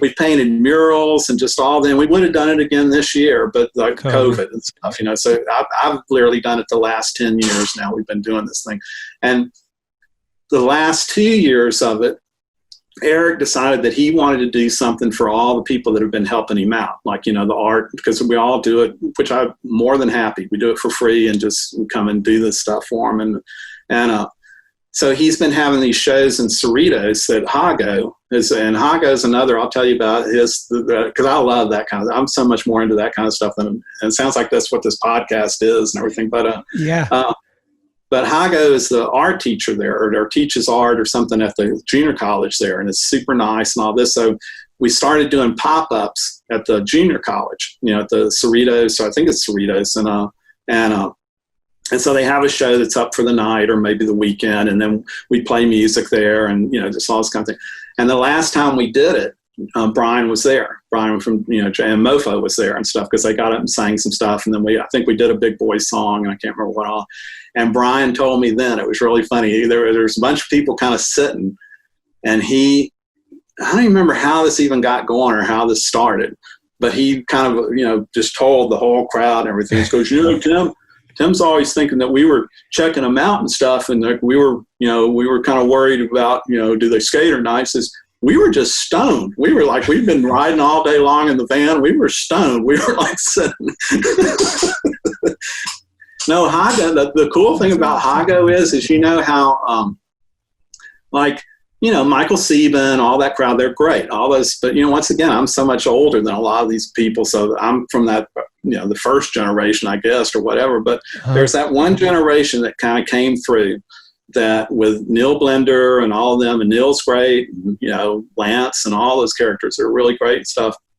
And a lot of the people that are doing art now, or that started doing art after that, they all go back to Neil. They all act like Neil is the person that got them, made them realize that, like, well, there's other choices here. You don't have to do this, or this. You can do art. You can do whatever kind of thing. Hago's the one that basically got Neil and all them into art. Hago's missing link. He's the one that kind of got Neil into art and all the kind of, which I think is freaking great. Like, I love stuff like that. So. Is he still around? I go, yeah. He's told. I'll go when this is over. I'll send you his email and address and stuff because I'd appreciate that. He's still really good friends with all those guys, and I think he was in a band with Neil for a little while. Oh, and cool. I think he has a trick named after him, but I can't remember what the name of it is and stuff. Okay. And Eric met me and had no idea about the music. He just knew about the art and saw the kind of art I was doing and everything. It's like, oh man, would you want to do a project with the kids? And I'm so, anything that's like that, sign me up. Where you want me to be, this is great and kind of thing. And so we got to be family. And in that time, he's, his friends have all gone, oh shit, that's Tim. He was in Monkeywrench. He was in so-and-so kind of thing. And they were telling him all this stuff. And so Beth and me, our birthdays are March 8th and March 11th, right? And when the school stuff happens, it always happens in June. It's the very 1st of June. So, and there, like what happens is you go the weekend before the last school day or the kind of thing, that Monday, and we paint the murals and we do whatever kind of thing. And then Monday we're all there so that the kids can come up and see the murals and you're the kind of there to talk to them and stuff. And then they do kind of a thing to show all the kids art from all these different, projects that everybody had them do for the year kind of deal. And there's usually a little bit of music, somebody might be playing or something. So Eric, not telling me, Eric decided what he wanted to do was, because he likes to kind of, prank people. Not prank in a bad sort of way, but just kind of get you, kind of type thing. And he really wanted to do something to me, for me from my 60th birthday, right? So he says, oh, we're going to have Steve Alba is going to come play guitar, and Mike Watt and Chuck Treese are going to come play guitar, play music for the kids. I was like, oh, that's cool. It'd be great. So, it gets closer to the time, and that's all I know about it. And it gets closer and closer to the time, and then he's telling me, oh, well, Steve can't do it, so now we're going to have God, I totally go blank every time I'm going to say his name. Plays guitar, Ray Barbie, and is going to play. So I thought, okay, Ray Barbie, Mike Watt, Chuck Treese, they're going to play jazz. I mean, that's what I figured, cool kind of thing. And so, I'm there I think we were there for about 3 or 4 days, before painting stuff and everything. And kids would, hey, Tim, kind of thing, and Eric said to me, he said, well, you've been here, all these different years. They all know you now, and I'm pretty, Texas. I'm pretty boisterous and like, kind of, hey, kind of, and so whatever kind of thing. And so the day that it happened, that's when I did that really big mural that says, know your history or something like that. I can't remember now what, or we are all making history. And it'd be like Jim Thorpe. And then underneath him's a kid with a football. And there's Amelia Earhart, and there's a little girl with an airplane, toy airplane. And there's, John Lewis, and there's a little kid with a backpack, and just, this different kind of, and it's pretty big, and I'm pretty proud of it and stuff. And so they set up in front of that mural right out in the playground kind of thing. And so I thought, oh, that's cool. That's pretty funny and stuff. And there's kind of more people kind of showing up that don't normally show up for this stuff. And there's people with video cameras and things. But I kept thinking, well, it's Mike Watt. People are here because Mike's here and stuff. And so when they get ready to play, I go back around them so that I can because I take photos all the time too. I'm like really into like Polaroids and toy cameras, and just like I had Gary Winogrand when I was going to college. So I've been doing photos for a long time. Right. So I went behind them so I could take pictures of the kids, kind of type thing. Well, they go into the Big Boy song. And it was so completely out of context to me that the first thing in my mind, because I thought they were going to play jazz, kind of thing. And the first thing in my mind was like, holy shit, they're playing Black Flag. And I went out around to the back of the crowd and was doing this stuff with everybody and laughing and stuff and still having no idea that this is and kids are like, ah, and I'm singing like, literally 4th graders or 5th graders singing, my head's about to bust. If something doesn't happen, I'm going to blow. It's just like the most amazing. When they get near the end of it, like I kind of look up and people are all taking pictures of me and filming all this stuff and everything. And I look up and I see Watt looking at me grinning and go and point. And then I just went, oh shit. And then I realized what was going on. And then they went straight into fun kind kind of deal, right? And so then it was just like, okay, this is nuts. And so Eric had taught all the kids those 2 songs, like that. I guess they picked or whatever kind of thing.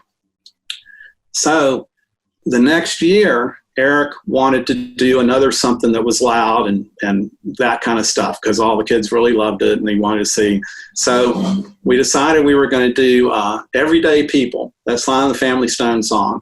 And we were going to do this crazy free jazz thing that Total Sound did, and I've done it a couple of different times with people and stuff like that, where basically you get going, somebody's holding it down, Mike was holding down the bass line and everything, and it just goes. And it's almost like a Pharoah Sanders-y kind of type piece. And then, I'm handing guitars off to people. It's great. And especially with all those kids. And so we decided that's what we're going to do. And that's handing me water. We decided that's what we're going to do. And that's when I met Hago. And because we decided, well, everybody needs to get together one time to just kind of see if this is, how this. And so there was the adults, that were going to play, like these 2 pieces. So I kind of all show up, and where we're at, it was some club that's down there in that area in Huntington or somewhere that everybody plays at all the time, because Mark Waters was kind of running it or working at it or something. So Mark's really great. Yeah, Mark's really great too. He's really good. So the first thing that happens, we get out of the car. I don't know how I go from Adam. I don't know a lot of a lot of times you'll meet people, but then it's just all you did was exchange names, and you don't really remember.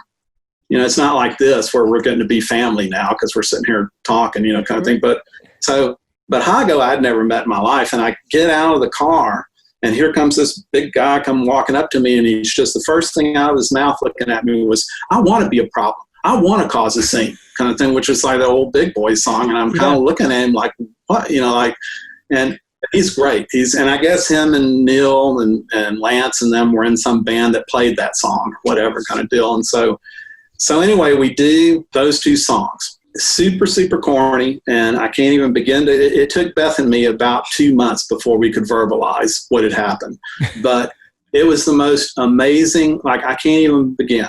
One of the drummers didn't take his glasses off because he was crying.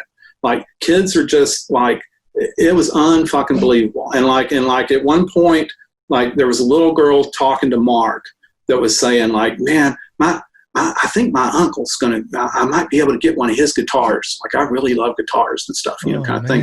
And, because none of these kids, nobody has money and stuff. There's not any kind of, and so this is kind of the first time that they're around a bunch of instruments and just this crazy, and we set up in a circle to where they were all with us, kind of thing. So we're out with them and all that kind of, and we get going on this thing. And the other thing I did was I said to Eric, okay, well, if we're going to do this, get a hold of the junior high school that's across the street there, or whatever school that is, and see if some of the band will come over here. Because if kids see kids their own age playing a tuba or whatever, I want to play one of those. It's it's that whole community planting seeds, if you can get one kid out of 50 kids to go start skating or go play music or do art or start a zine or a podcast, absolutely. You can't. That's the most amazing. That's amazing. Kind of. So here we go. We go into this thing, and I can't even begin. It was just and Beth saw it. I heard the story because I didn't actually see what happened, but I kept the guitar on through Everyday People. So it was really cool hearing all these little kids singing, there goes the fat one that won't accept it. It was great. But as soon as we started into the freedom piece, my guitar was off, and I'm already handing it to some kid, just like, here, you play. this is, here we go, kind of thing. And so Mark handed his guitar to that little girl, and the little girl was playing, and I get choked up thinking about it now, biggest smile ever, and then literally handed it back, sunk down on her knees. All her friends are around her. She's crying because she's just. I'm saying it's corny. I get choked up. I can't, but it's a fact. It's the truth. It was the most amazing. I can't even begin. It was the most amazing. Yeah. I'm sure that Jeff and Murph and those guys get the same sort of thing when they're doing all the parks at the Indian reservations, and then just the what happens that first day, kind of. Right. So while this is going on, I made a point because I'd already been lucky enough to have that switch to where I realized that, that there's a whole lot more levels to this stuff than just, ooh, cool song, kind of thing, or cool piece of music or art or whatever. I made a point to walk, and we're playing, and I walked to every single person, like Randy was there from No Age and all that, and I'm just kind of saying to each person, like looking them in the eye, because you could see the light bulbs going off, and it was just like, this is it. This is why we do what we're doing. This is it. The funny thing is, when it went viral, people started tagging me on like people's, what they were saying and stuff, and one of them was really great because it's just like, well, what's that old guy trying to do out there? Like, look at Pops. He's having a good time or something, because why should they know who the fuck I am? Kind of thing. It was just funny, and then somebody was just, like you were talking about, there's all these people going, this is the greatest thing ever, kind of thing. And then there's one or two people, kind of thing.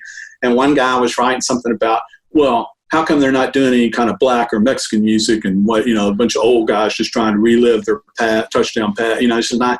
And I don't usually answer to that stuff, but I answered to that one. And I wrote the guy. I had no idea who the guy was. And I wrote him back. And I just said, well, in actuality, the first time we did this, we did Sly and the Family Stone. And then the second time we did this, we did Why Can't We Be Friends? This time was because the teacher who's putting this on wanted to show the kids punk rock. And so we decided Minor Threat would be a great song for what it said. And no, sorry, you're completely wrong on this one, kind of deal. Right. And then a bunch of people were just like going at, like right on, that kind of stuff. And then the guy started following me and was friended me, so it was like, you could tell he like, oh shit, Yeah, it's like, why do you got to take the piss out of it always? Damn it. I think this year they decided they were going to do, If the Kids Are United was what they were going to sing, because Hago decided he wanted to, because I wanted, like the next time, this year I wanted to surprise Hago. I wanted to get him, and Hago's like was real into all the mod stuff. He still is, kind of thing and everything. And I thought, man, let's do My Generation. That'd be the greatest thing ever to like be playing My Generation to see what Hago does, But they ended up not doing it because of the stutter in that song. They were worried that some kid that stutters might think they're trying to, and I said, well, you don't have to stutter in the song. Just sing the words. It's not, Yeah. God damn. But anyway, so then that's what we decided. So. Oh man. But Mark's always a big part of that too. Mark Waters. He always kind of gets the PA together and the instruments and all that. He really does. He's great. And now he's like the kind of the coach for the Olympic team or something, or he's like, I think so. Yeah, which is pretty freaking amazing. He took care of us on the road. We went on a couple of skate rock tours through the U.S. and he was the guy that made sure that each club had the line set up and like just dealt with everything and got us. Yeah, he's good. Yeah, he likes to work. A really good guy. Did you have a chance to get to know Jeff Phillips?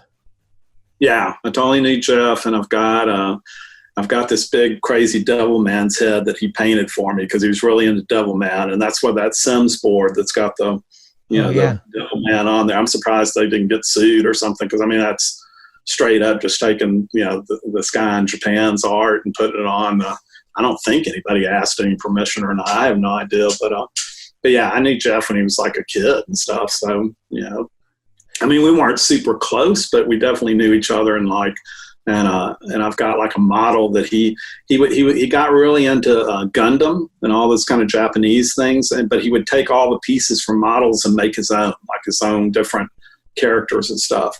So I have one of those. He painted my devil man's head thing, and then when he passed, Allison, there was about 4 or 5 boards that were just totally beat to hell and still had trucks on them or whatever kind of thing, and she gave me one of those. So I have one of those hanging in the studio. When you see those photos, you can see it kind of sitting over there. So oh, cool. Yeah, 2 things that I've heard about him from Jake that were like, because Jake always, I mean, everyone's had Jeff on a pedestal and stories and whatever, and one of the things was he was one of the only guys, if not the only guy, that could do a 540 out of a ham plant. He was like, look at this. And he'd always show me this one shirt, and then something about winning a contest on acid. Like it just was like, it blew his mind. That's like the guy that pitched the no-hitter on acid. I love that one. Yeah. Oh, that's so good. No, the cool thing, I'll tell you a story about Jeff where, Matt Hoffman, right? I met Matt Hoffman at Ian's 50th birthday party. They had a big surprise thing for Ian Mackay, and they really wanted me and Beth to be there. So we go up to DC, and we're at the party and all this kind of stuff and everything. And I skated. I don't know anything about BMX. I don't know who Matt Hoffman is. I don't know what kind of, and at the end of the night, like there's like 4 or 5 of us in a circle, just kind of doing what we're doing now, just telling a bunch of stories and, kind of helping out. And Matt's sitting in a chair, kind of, up on the edge of the chair listening and stuff. And Ian turns and goes, "Oh, Tim, did you meet?" And before he's finished, Matt's like up in my face and just going, because he's just like, I guess he came to Big Boys all the time and just all the, he's just really, I'm super honored. I don't know who you are, but this is great. Thank you, kind of thing. And then we go home and we watch that thing on Netflix and just went, holy fucking shit. Like, this is like amazing. And so through time, we're really good friends and we're pretty close and stuff, and he's great and everything. But that first meeting, he told me one of the best Jeff Phillips stories I've ever heard in my life, where he said, and once again, people now just can't comprehend that back then, people, like when I broke this arm at that pool, literally every single doctor at the hospital was just like, so you were skating on the sidewalk and you fell into the pool? Like they just, you couldn't comprehend this at all, kind of thing. And like, so Matt was telling me the story that him and Jeff went on a tour to the malls, and they had like a half pipe. So Matt was riding a bike and Jeff was on his board and stuff. And after about 2-3 days into it, Matt sits Jeff down and he's just like, "Man, what? Like, how do you know? How do you set up? Like, how do you know where you're going? Like, what do you don't ever do the same tricks. You don't do the same lines. You don't, how do you set up?" Kind of thing. He said Jeff just kind of sat there for a minute and looked at him like, "Let the board go where it's going," kind of thing, kind of, and Matt said, bing, the light bulb went off. And like literally, like, that's Jeff's or Matt's mantra now for everything in his life, just let it go where it's going, and kind of thing, kind of, which I'm living proof of that one, kind of deal. But that's the coolest story. That's That's sick. And there's a really great story with that I got to tell Matt this. They had a thing in San Marcos, and they had me come down there, and Matt was there. It was the skate park and stuff, and so I got to tell Matt this story finally, and like face to face, instead of emailing him or whatever. But so I had one of the shows that I got to do that I was just completely like, oh my God, this is amazing. Was I did a solo show at the Rosa Parks Museum, like in Montgomery, which was like it's a like holy shit. And I always have a friends wall if it's my show, because community, and that's the one thing about art that people don't do. Like they all hold their cards so close that they don't like, oh, you do art too? Cool. Put something on the wall, kind of thing. So Matt, at that point, I don't know when he started painting, but at some point he was putting up pictures of his, he was painting people's pets, and he would paint different things and kind of. And so I said to Matt, I said, "Hey, we're going to have this show. Do you want to put something?" "Tim, that's a museum." I was going, "Yeah, but you do art. Do you want to put something on the wall?" "Tim," I was just like, "Put something on the fucking wall." So he did he stole a bus sign, but he got a bus sign, and he painted Rosa Parks, and he painted the condor like flying over the thing over here. Great. Put it up, and lots of people had a lot of people on the friends wall and stuff. Okay, the night of the opening, here comes these 4 or 5 kids, and one of them may even be listening to this thing right now. Who knows, kind of thing. And they're there because there is absolutely nothing to do in this town. They don't care about art. They don't care about any of this kind. They heard some old guy skates that did this stuff, and they're in there but they're not listening. They're not looking. They don't care, kind of thing. And they're standing at the friends wall, but they're talking. They're not looking at the art. They're just that's just where they happen to be, right, kind of thing. And I took a chance because there was one Hesher-looking kid, and that's usually the one that would ride the BMX stuff, or at least when I was, kind of, and I walked up to him. I didn't say who I was. I didn't say any, because who the fuck cares, kind of thing. But I walk up, and I just said, "So do you ride bikes?" And the kid's like, "Yeah," just this kind of, because who the fuck's this old guy, and what the hell, kind of. And I said, "Well, do you know who Matt Hoffman is?" yeah, just this total attitude thing. And I said, well, he did that painting right there. And they all turn, and I keep saying that, but switch, light bulb, everything goes, you can see. And they didn't say it, but you could visibly see and hear like, man, art's cool. Art is cool. Kind of thing. And then they literally spent the rest of the time going around the whole, and it was a big museum, and going around the whole thing, looking at all the stuff I'd done and reading all the, I was just like, this is, and that's that level again, just because, Matt thinking, oh, is this music? But yeah, like what you just did, so you triggered some kid. Yeah. Influence. So that's amazing. Yeah. Damn.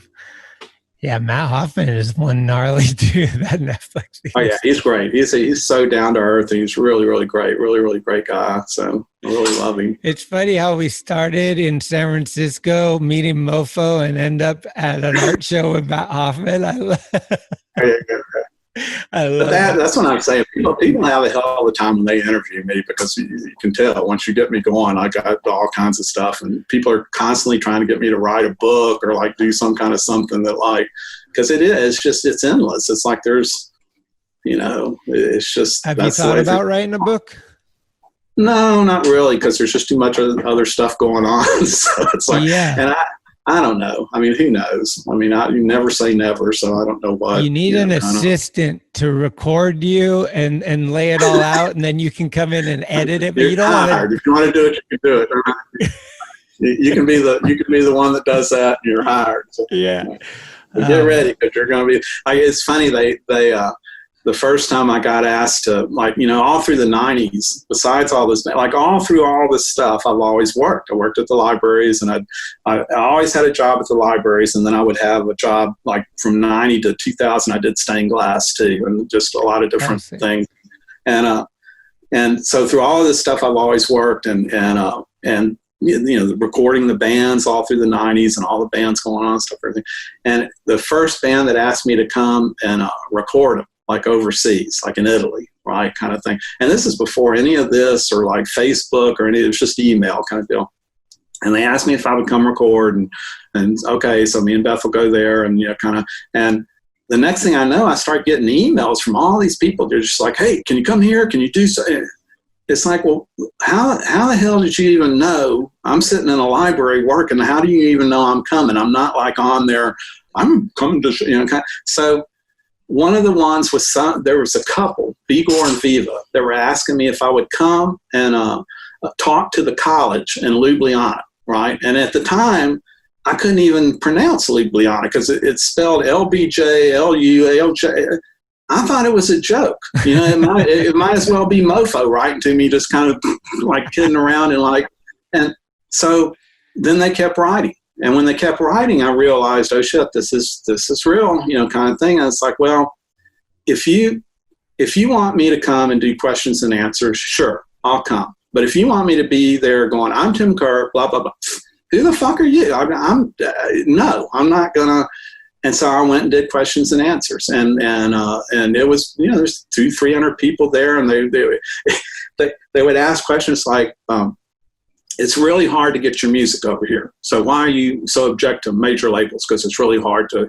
And then I would turn it. That's why I'm so into Sun Ra and a lot of that stuff, because of words, kind of thing. I said, well, you just answered your own question, because when you're on a major label, it's not your music anymore. And you literally see people in the crowd, notebook paper, writing. It's just even at one point, Beth even goes, I'm impressed, kind of thing. It's just like.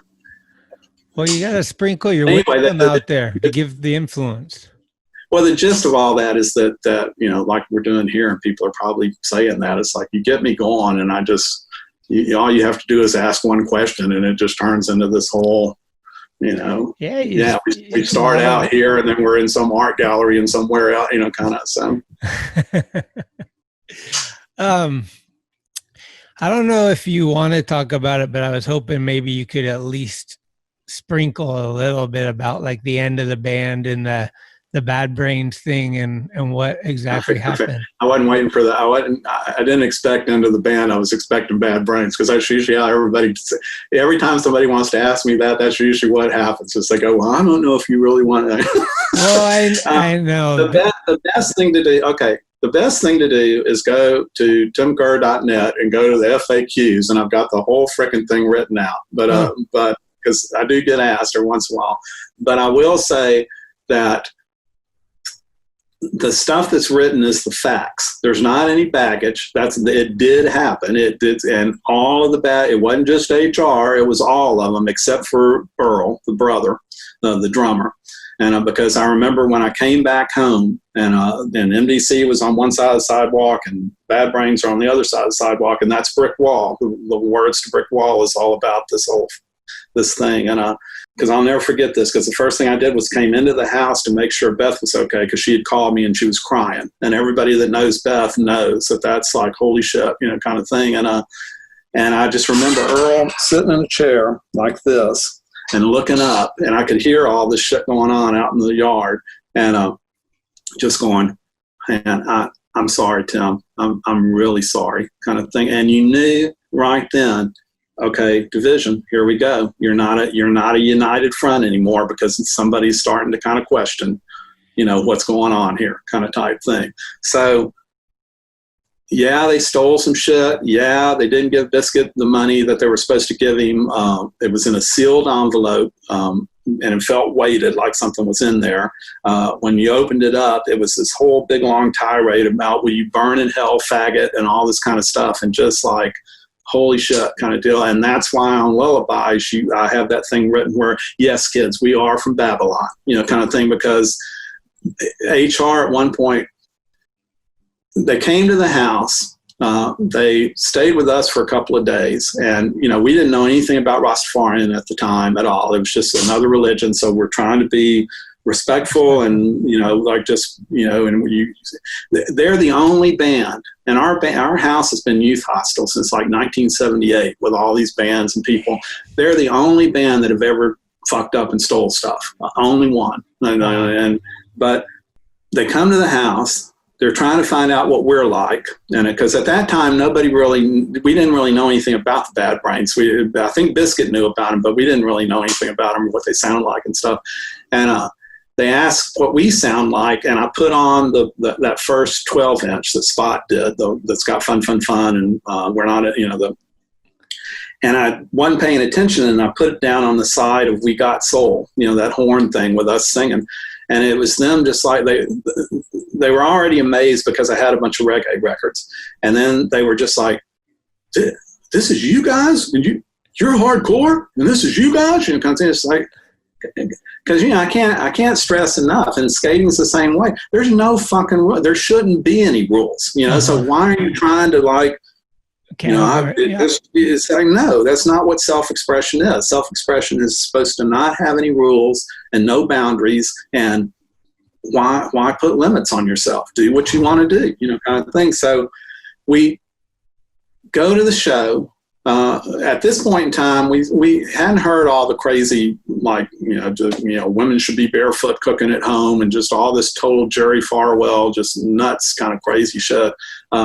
They didn't come see the Dicks. Now I know why, because they saw pictures of Gary Floyd dressed like Miss Divine and just like, there's no way in hell kind of thing.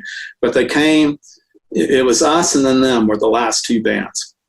And they were great. Like, it's them at their prime kind of type thing. And there's definitely one of the better bands I ever saw live. But when it was over, HR was hugging Biscuit. Beth and I were standing pretty close to all this going on. HR all of a sudden just kind of steps back and it's just like, oh, but by the way, Biscuit, are you gay? And Biscuit's like, yeah, kind of thing. And I just started screaming, holy hell, and this is Babylon, and San Francisco's not Babylon, Austin, Texas is Babylon, and this is like, and just going crazy, that kind of thing. And so that night at home, of course, is a little bit different, but we're trying to be respectful and stuff, but it's a little bitty house that we had. It was a 4-room house. And all these bands stayed there. And so here we all are in this little house. It's me and Beth and Bad Brains. And we're trying to be, but it's kind of like, this is kind of, and Biscuit had gotten them pot. And once again, I've never, if you can believe it doesn't have anything to do with straight edge or anything. I've never smoked anything. You know, I've eaten it in brownies like once or twice and didn't like it at all. And it was just like, but never smoked any. So I don't know how much the pot was. I don't have a clue. But Biscuit got them some pot, and they were supposed to pay Biscuit back. So the next day when we're trying to get them out of the house, we're trying to be respectful, but it's just kind of like, okay, we're over this. This is like, and I went to work. Beth stayed home. Beth called me in tears and was just like, you need to come home right now. You need to come home, kind of thing. And I come back home, and MDCs and one, like I'm saying, one side of the sidewalk, they're out there screaming at each other and all this. Human nature, you know, because you haven't done anything. You're in the right, but you're shaken because it's like, I have to go out there and deal with this. And like, and even though you haven't, you're the one that's right. You know what I'm saying? Kind of just a weird. So I go out there and it's like, okay, if you're going to do this, you need to go to where they're staying, but no more here. Shut the fuck up. This is it. And I just remember Dr. No, or whatever the guitar player's name is, telling me, well, yeah, but Tim, but it's the truth. It's the truth, kind of thing. I was just like, whatever. It's your truth, whatever, but no. And then it took them a while to get out of the house. And we gave HR a bed roll-up thing. And because he didn't have a bed and stuff, we finally got him out of the house, and they handed me that envelope, but it was sealed to Biscuit. So I'm not going to open this up. It's sealed to Biscuit, you know, so I didn't check to see if there was money or anything like that. And you know, back in that period of time, if you fucked something up or you did something, people knew pretty soon. Like when the phones start ringing and people were knowing that, like, okay, now next time you go to Austin, don't go to Tim and them's house because, you know, they fucked us over and they did that, you know, that kind of type. So by the time they got to Houston, word was out. And supposedly their tires got slashed in Houston because of the shit they did to Biscuit and us and all this. And if back then magazines like Spin or any of these kind of things were interested at all in what we were all doing back then, none of you would even be asking me this question, because you would all, I mean, it was that big of a deal at that point in time, like when this all went down. And it just, you know, then MDC went on tour and for their first record, and every single fanzine that they talked about this incident and our gay friends and that's kind of thing. And then all of a sudden we started getting letters, and you'd get letters that would be like, man, you guys, this is the greatest. You come to our place, or you get, you fucking faggots, you ever show up here, we're kicking your ass. You know, just this, it was nuts. And it, you know, I know there was homophobic stuff going on well before this ever happened, but all of a sudden the division started after this incident. Like now you've got homocore. Now you've got the, you know, it's like there was a real distinct thing that was never there before this happened, right?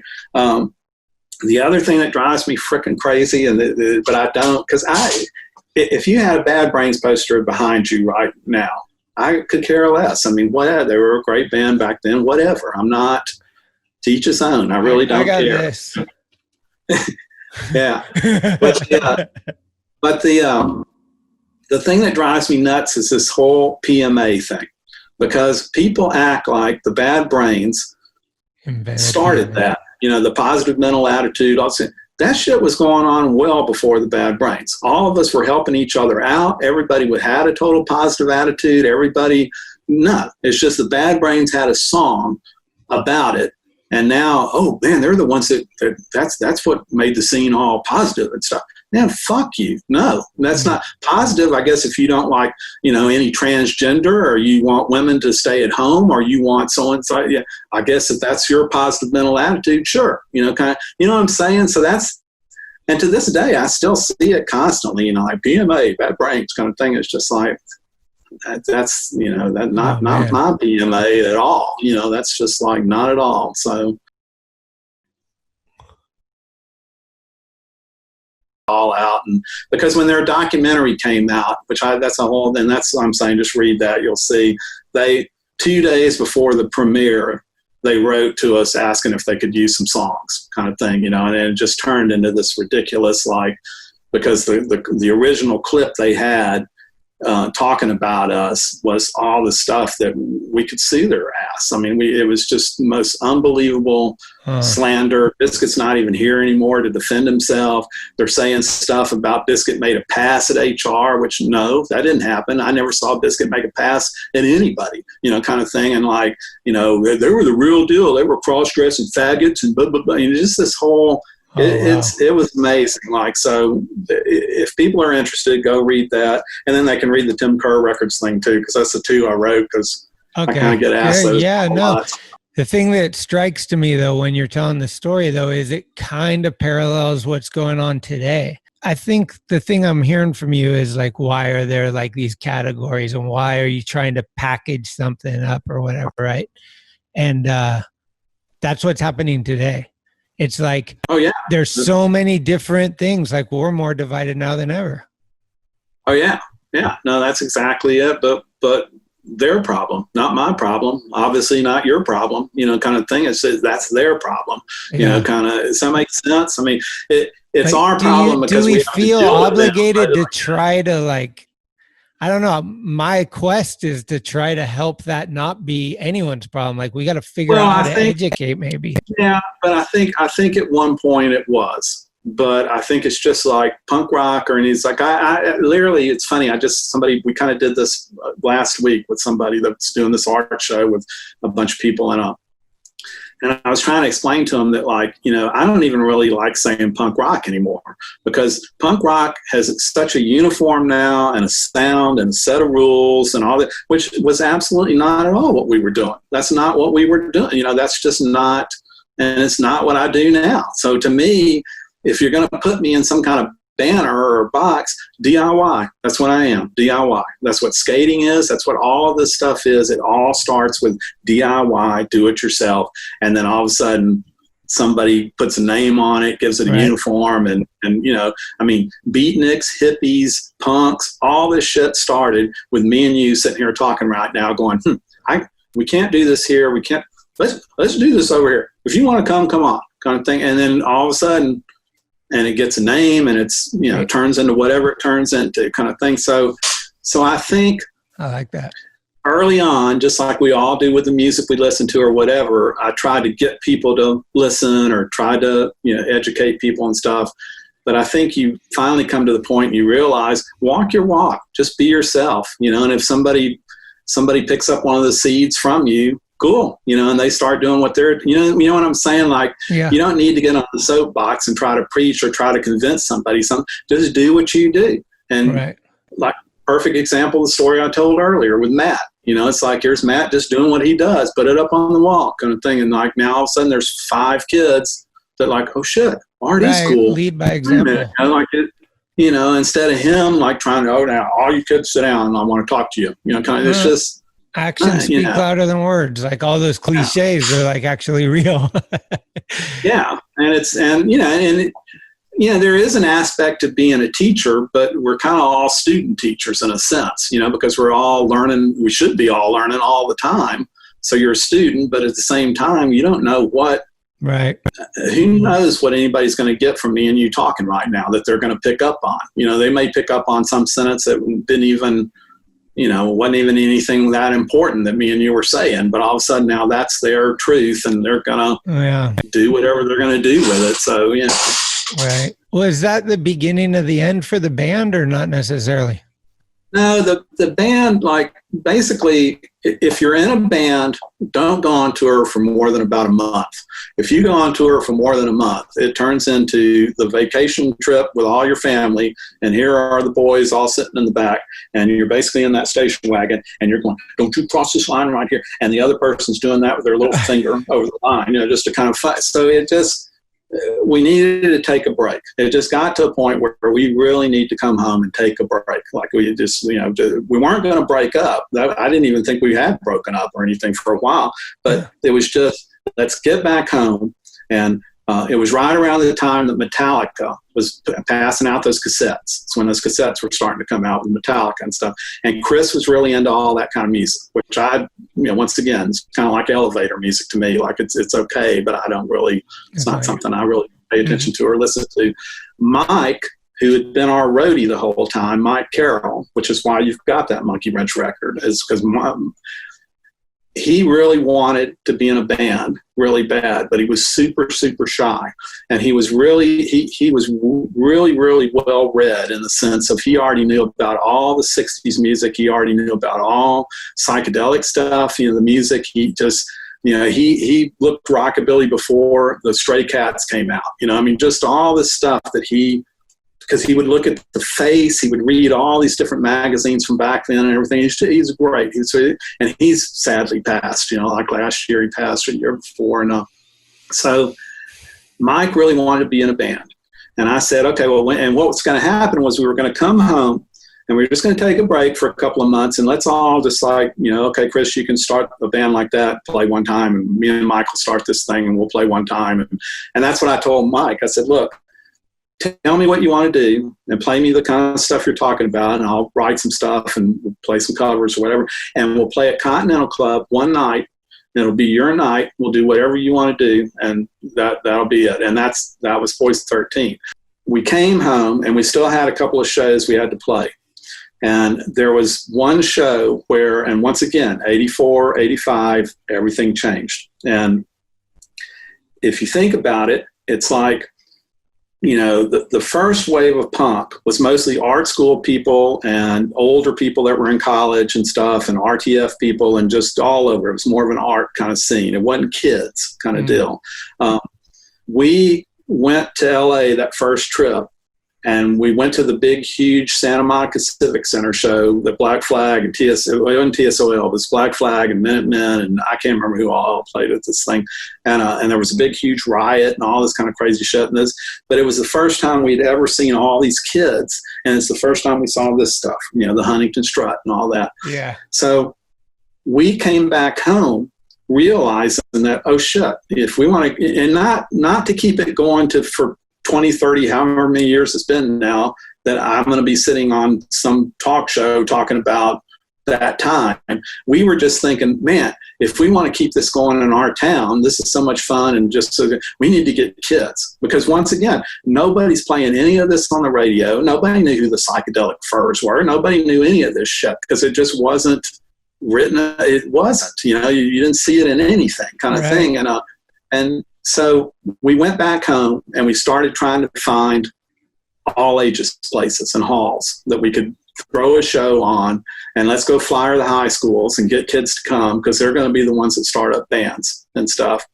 And that was going on everywhere, even though we didn't really realize it, but it's going on, in Detroit, it's going on in DC, it's going on, and, the people started realizing, okay, wait, let's do this, kind of, get this going. And then you started having hardcore. That's when that whole thing started up, and Black Flag started touring everywhere and sharing. That's the thing. That's the difference between what we were all doing DIY and the art people say they were doing DIY, is we shared. And because Black Flag shared all the phone numbers that everybody had, and you would call up Chuck and be like, okay, well, we're going to go to Wisconsin or someplace, and oh yeah, call up Robin from Tar Babies and go to this place and go. It was just this. What should have that should be what skating was like that. Hopefully it still is, where you would call up and, hey, we're coming to San Diego, where can we skate? Can we go skate with you? Kind of. So 84, 85, is when you started having the skinhead bullshit. You started having all this stuff, and just, shows, it just sucked. It was just turning, for better or for worse, it changed.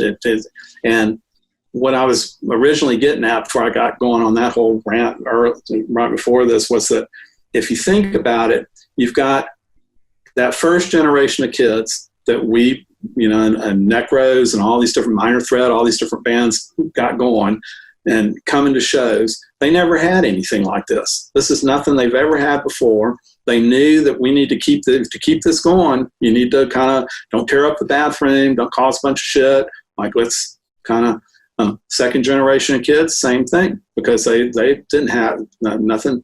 Third generation of kids, by 84, 85, this happened every week. They had this stuff all the time. They didn't understand that this was some special thing that had, how it started or how it was going. This was just every day kind of thing. And I'm pumped, man. Fuck you. You're telling me like, don't tear up this club and stuff. Fuck you. I'm punk rock. I'm going to go tear up the bathroom. And so that night there was 4 or 5 of those kids that were just causing shit all the fucking time. And they were with this guy that was an older guy. He was probably Biscuit's age or maybe older than that.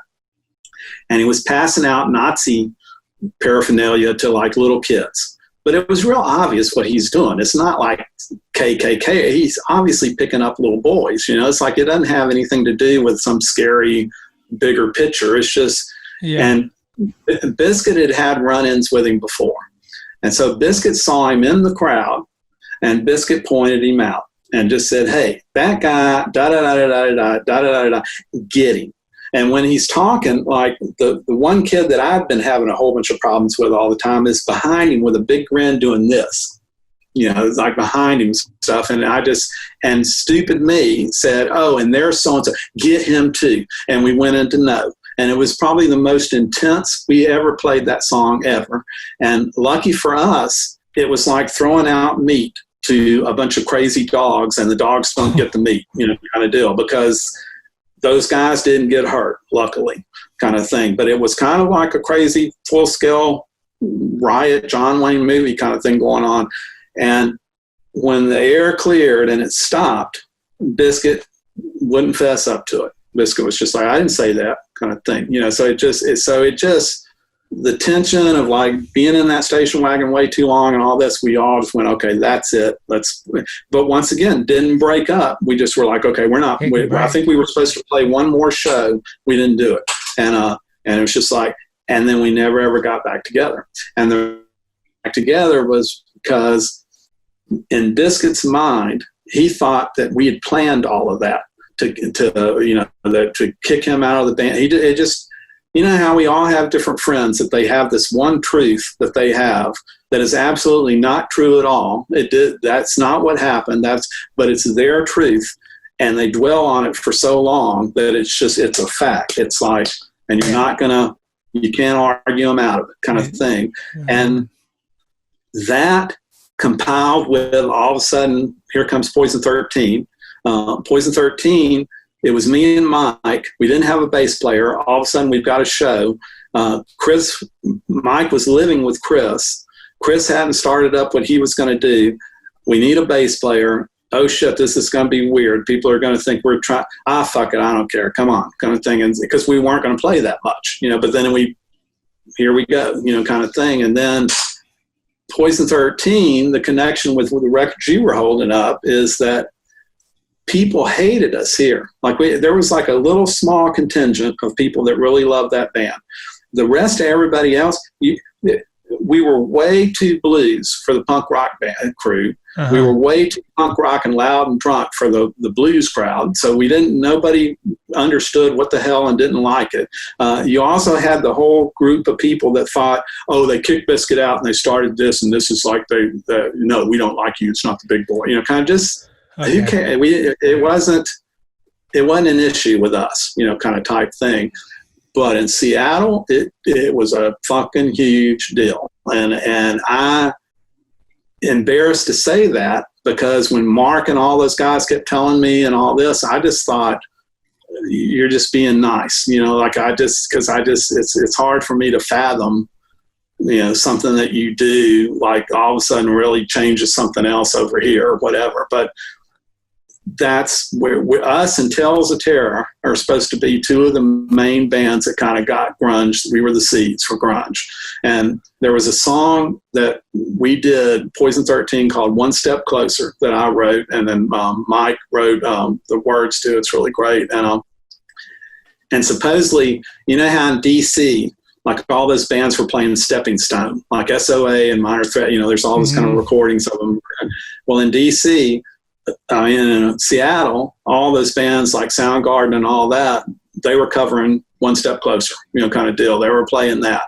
And the only reason I know all of this and will say all of this and not feel so stupid saying it or feel, embarrassed or whatever is because Mark and Steve kept trying to tell me. And I was just like, and Monkeywrench again, one show, one album. That's all we were going to do, kind of type thing. And so when we played the show in Seattle at the Crocodile, they wanted to play One Step Closer.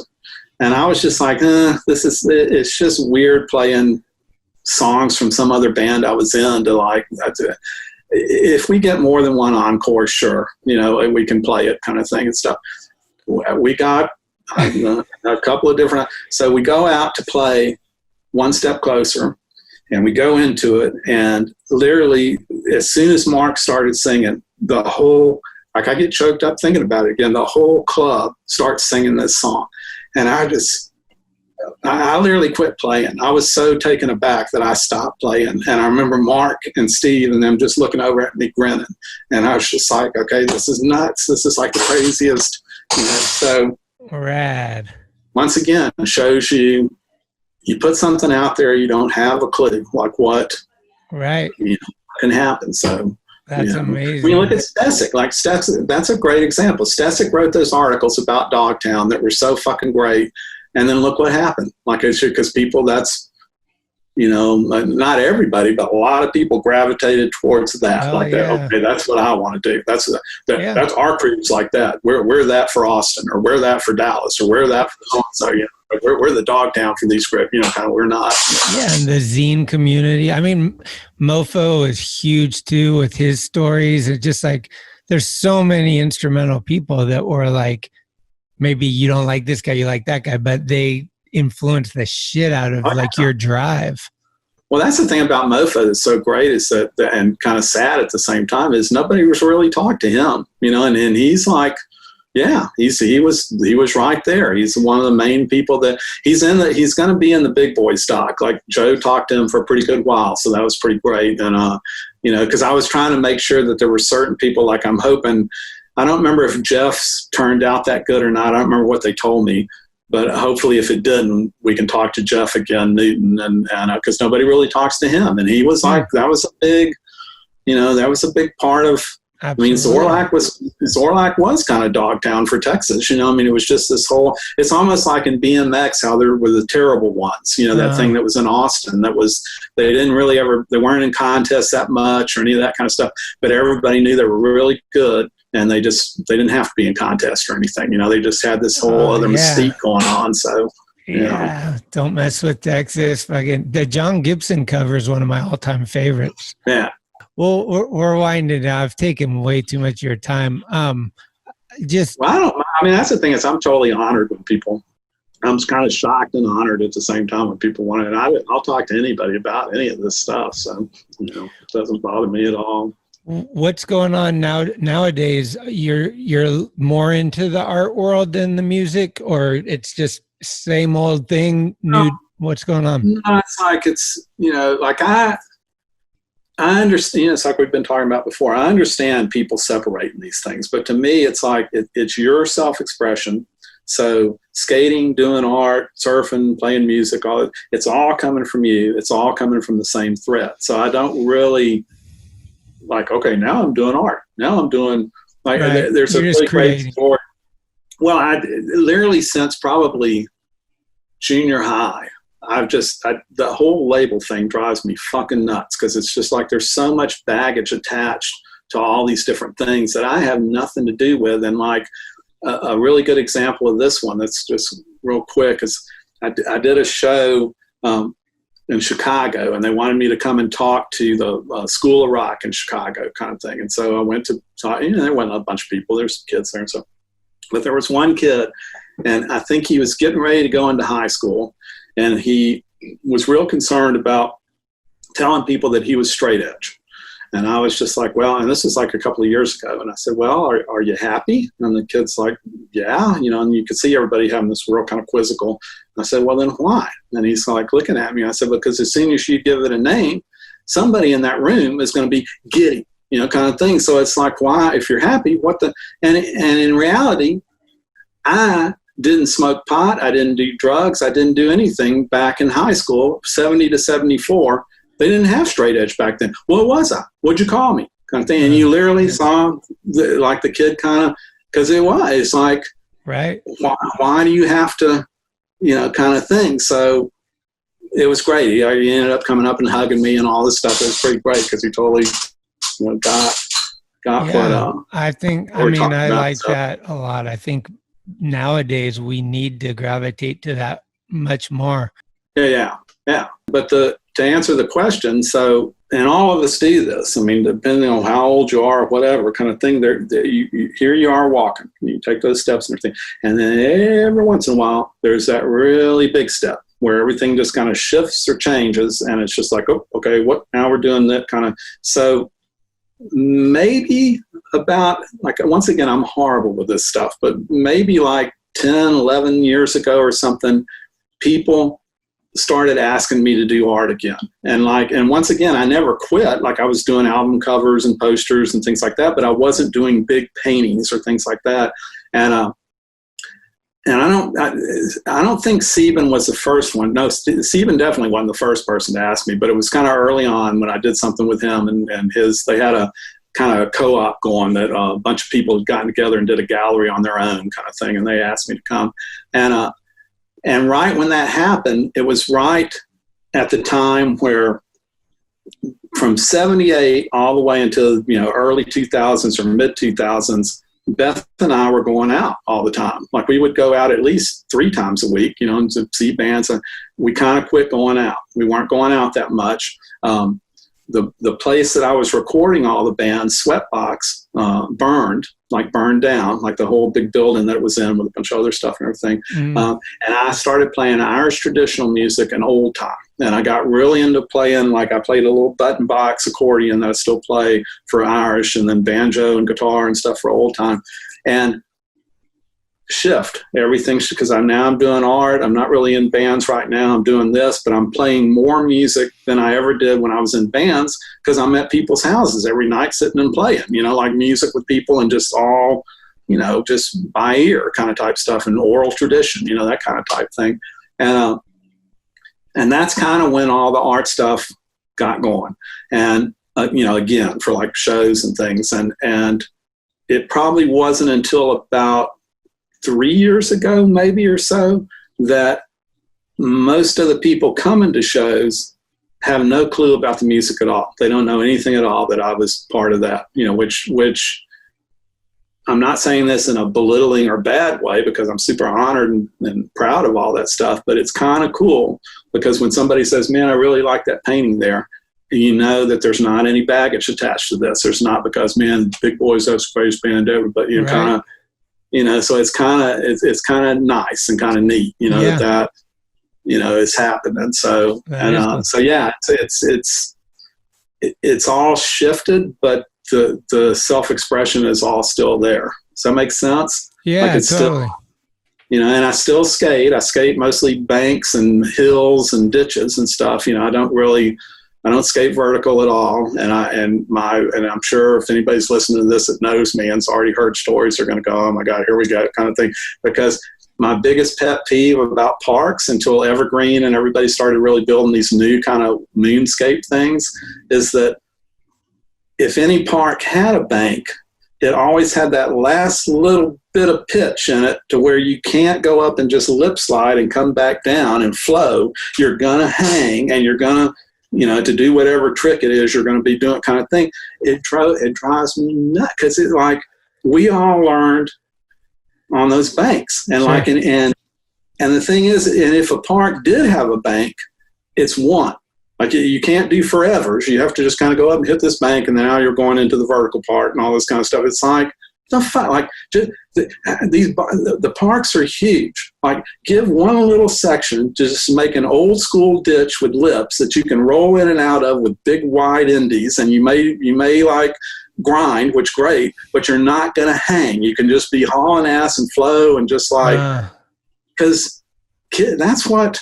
I don't know. It's amazing to me that is out kind of thing. So now Evergreen and some of those parks are now making all these crazy moonscape kind of things where it's kind of more that. Right. And Sieben did that thing with Terrible Ones with, God, what are they called now? It's the guy's bike company.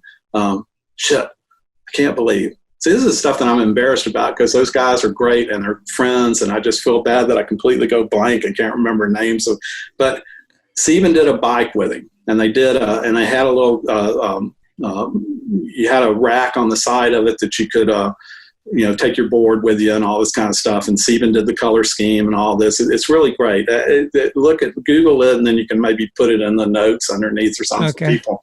And so they did like a YouTube commercial kind of thing for it, or just like a little film and stuff. And there's a skater here that at the time was pretty young named Max, and Max is probably still pretty young, but I'm saying like this is probably, I don't know how old, maybe 20 or something. But and I had a big, huge Dan Higgs beard. Like I literally I haven't shaved in 2 days, and this is what this is. So it's like I grow beards really ridiculously fast, and so I had this big Dan Higgs.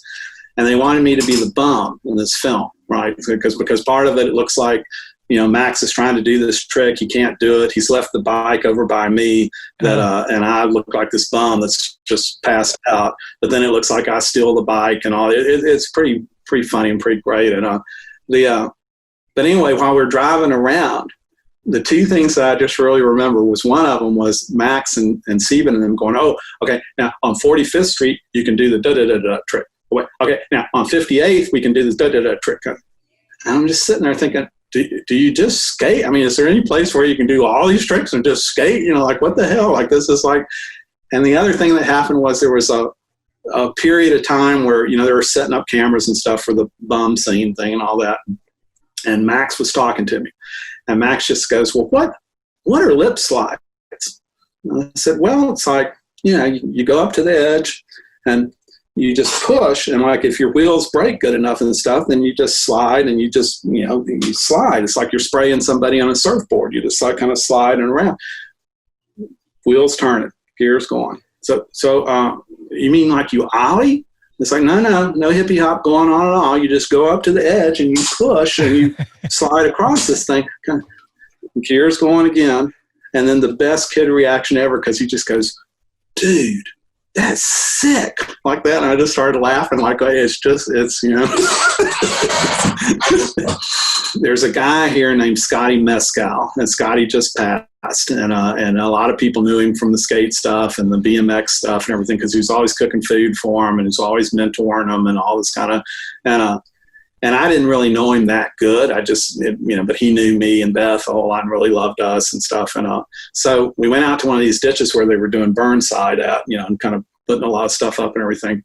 And with me now, what happens is like the first one or two rides, I had like one of my knees kind of gets really sore pretty quick, and then it has to give. And once it gives, then I'm okay. Like then I'm fine. Like I'm not worried, kind of deal.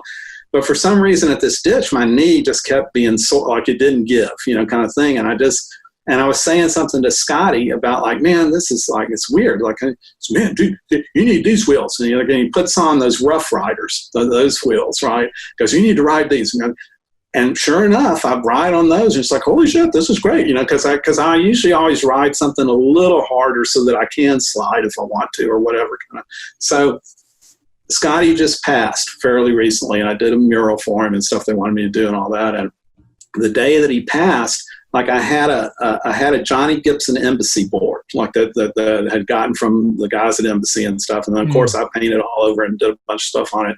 And I'd been riding that, but in Japan, when we were just there and we were painting the murals in Fukushima with the kids and all that stuff with Yusuke and High Dutch and all those guys are really great. And like, we go surfing and we get out of the water, and of course it's Japan, so there's like all these different people are there and vans and all this kind of stuff. And I'm got out of the wetsuit, I'm drying all off and stuff, and I look over and I see High Dutch pull this board out of the back of a van, and it looks like old 60s, those really great old wooden ones with the grain in it, kind of, almost like what old Sims boards kind of look like. But I mean, this is even before that, like the 60s, clay wheel ones, you'd see, kind of Greg Weaver on before, any of that.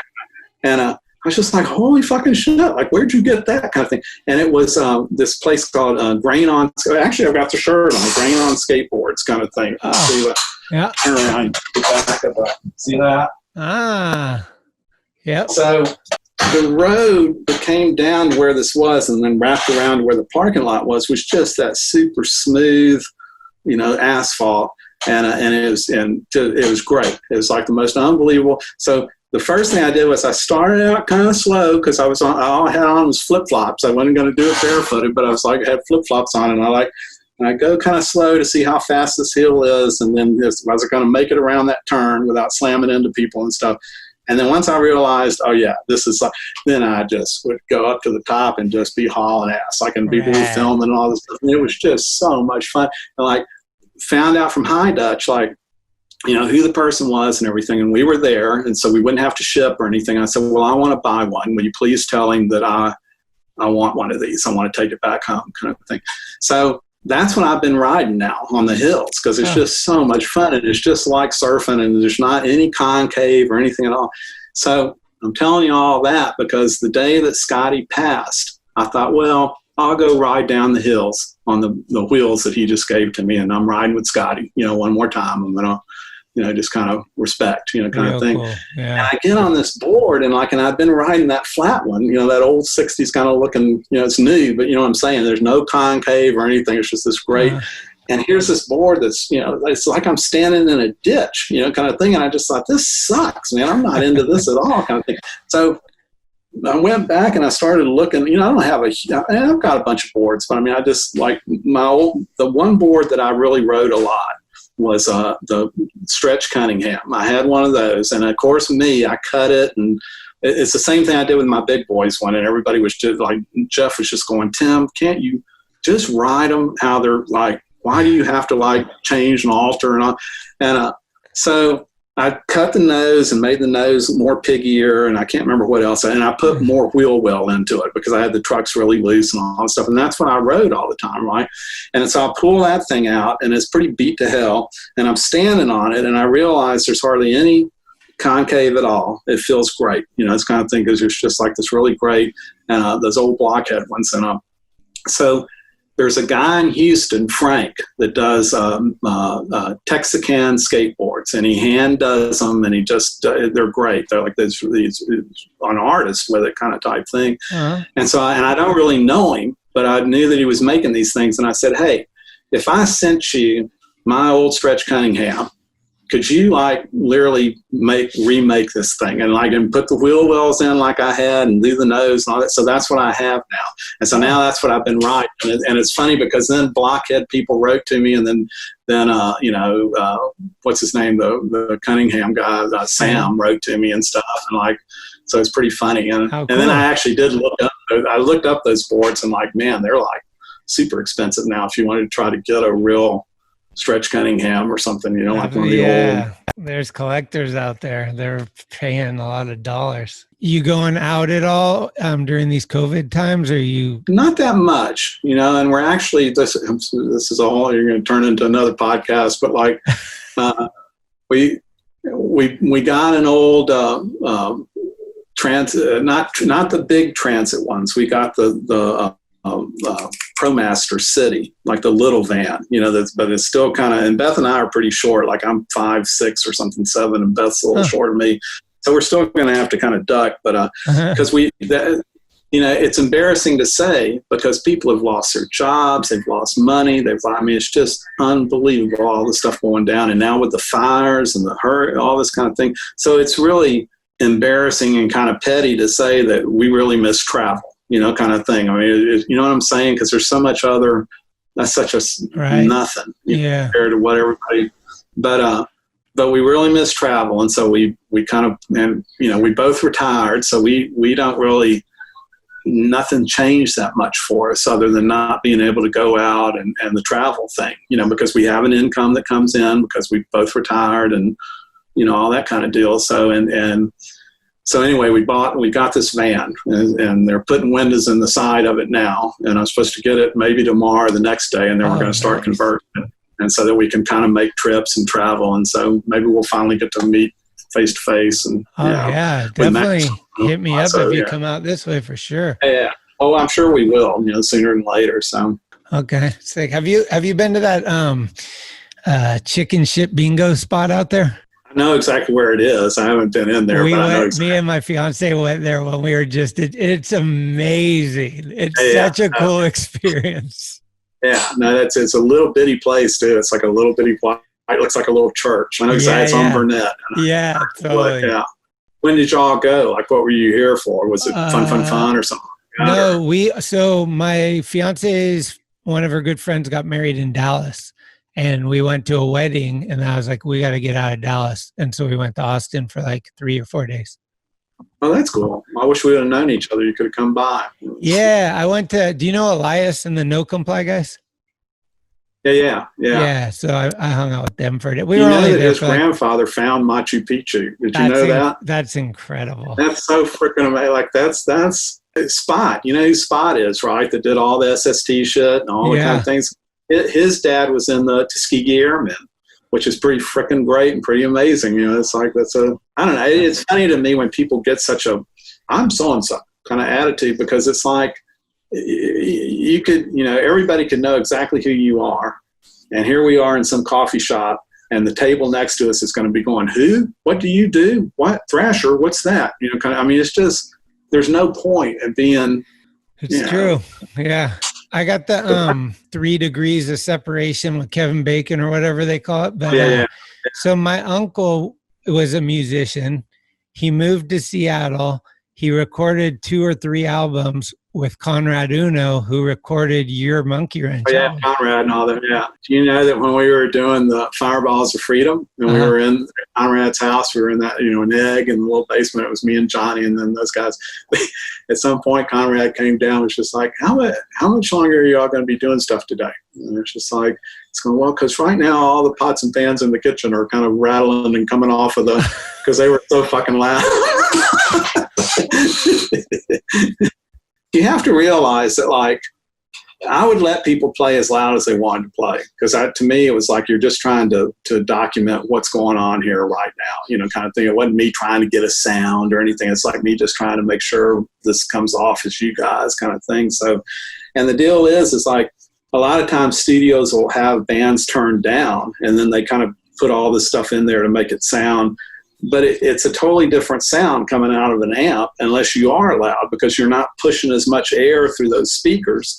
So there really is a distinct difference. So it's like, turn up like you're playing live, like play like how you kind of, so master, and all the feedback and things like that. And like when, which once again, that gets into a whole nother big long story, but the Lord and I Fixers is my favorite band that I've ever been a part of, hands down. I mean, and I love everything else, and it's great. But that's the band that changed me, like all of us that were involved, because, Mike was gone for a little bit. We thought he might be dead. We didn't know. He came back, and all of a sudden it was just that realization, like, holy shit, like, you're getting a second chance. But wait a minute, this is life. Like, once we said it earlier, this could be the last time me and you are sitting here talking. So you better hug and sell. So, and I've been listening to lots of free jazz and things like it. This is just as valid as anybody's guitar solo. Any kind of sound is valid. Yeah. The idea that who the fuck cares if celebrate? If we're up here playing at a show, celebrate the friendship and all the fun we're all having and stuff, like, because we may never get to do this again. So you better just fucking celebrate and have fun. And oh shit, but I hadn't seen you in forever. Here, take the guitar, you play, kind of thing. I mean, just turn. And once you've crossed that line with that sort of attitude about life and everything, you can't go back. You can't just be in a band. And so the second Monkeywrench record, the one you have is the very first one, and that was more kind of band kind of thing. But when Electric Children came out, I'd gone through all of this stuff, and I just remember that Jack and Dino it was me and Jack recording that band, and I just remember when things would be over, every single song Jack would come out and he'd just be like, I don't remember you guys being this noisy. I'm thinking they'd all look at me, and I'd just be like, I just, whatever happens, kind of type thing. So I kind of have a different, that's why I jumped off the stage at Wembley. It's just like, I don't fucking care if you think I can play or not. I don't need your validation. Celebrate. This is fucking crazy and amazing. Here, you play the guitar at Wembley. Look, what's this like? It's, I don't know. And it's just a switch or something that happens where you just see everything like that now, and just, skating's like that. I mean, it's like you should just skate because you're having a great time and try crazy things and stuff. Don't be doing things to, I hope Thrasher sees my video and we can do that. Just all that kind of, to each his own, cool, but you're missing out. You're missing just you don't have to, go down that hill one time without ollieing and just cruise and just like, see what that feels like, because it feels fucking great and you'll have a big smile on your face and you don't need to like, okay. Just you have to do something. No, you don't just cruise on the freaking board and feel how that feels, kind of thing. So totally. Does that make sense? Yeah, absolutely. Like you have to feel good. That's the bottom line. Did you guys play many shows together as Monkeywrench, like live? Not at first, but then in 2000, when Electric Children came out, we played a bunch of shows then. We played San Francisco a couple of different times. Oh, really? And we played, I can't remember where all else we played at. Tom has Parkinson's, and he's got it really pretty freaking bad at this point. So I don't know if we'll ever really, once again, never say never, but I don't know what. Sure. And once again, it's one of those things where if you didn't know me and you heard people talking like this, you just think, man, that guy, like, what the fuck? He's so vain. He thinks he's like and it's not coming from there at all. But it's just this one lesson that was so great that like, so here was Fun, which was named after the Big Boy song, that's totally honored and all that. Okay, well, when they changed the name of the festival and moved it out of town, they called it Sound on Sound, which is the song I was singing and stuff. So once again, they wanted Monkeywrench to come play at Sound on Sound, right? So now I didn't think we were going to be the headliners, but I figured we'd probably be in that mid section because it's Mark and Steve. It's like Mudhoney, and then Tom's been in all those great bands like Gas Suffer and all these bands, and Martin and Blood Loss and all this. We were so little that people didn't even know we were playing, like in the bottom, because I don't know who, it's probably like Thrasher is now, where it's like you've got a whole bunch of people working there that don't really even realize that, Lance Mountain is Lance Mountain, kind of thing. They're just like, just whatever, kind of thing. So we go to play this thing, and it's when a huge storm happened, and they ended up having to kind of cancel. I don't know if you knew all about. And so we end up sitting in this, go through a big long-term story about the whole day, but like we end up sitting in like this, they did it at a place that was where there was a castle and where they do all the, what is that called when everybody's doing the medieval parks and stuff? Usually happens in the fall, and they have the different places that you can go and walk around, and everybody's being real, there's wizards and the Renaissance fairs.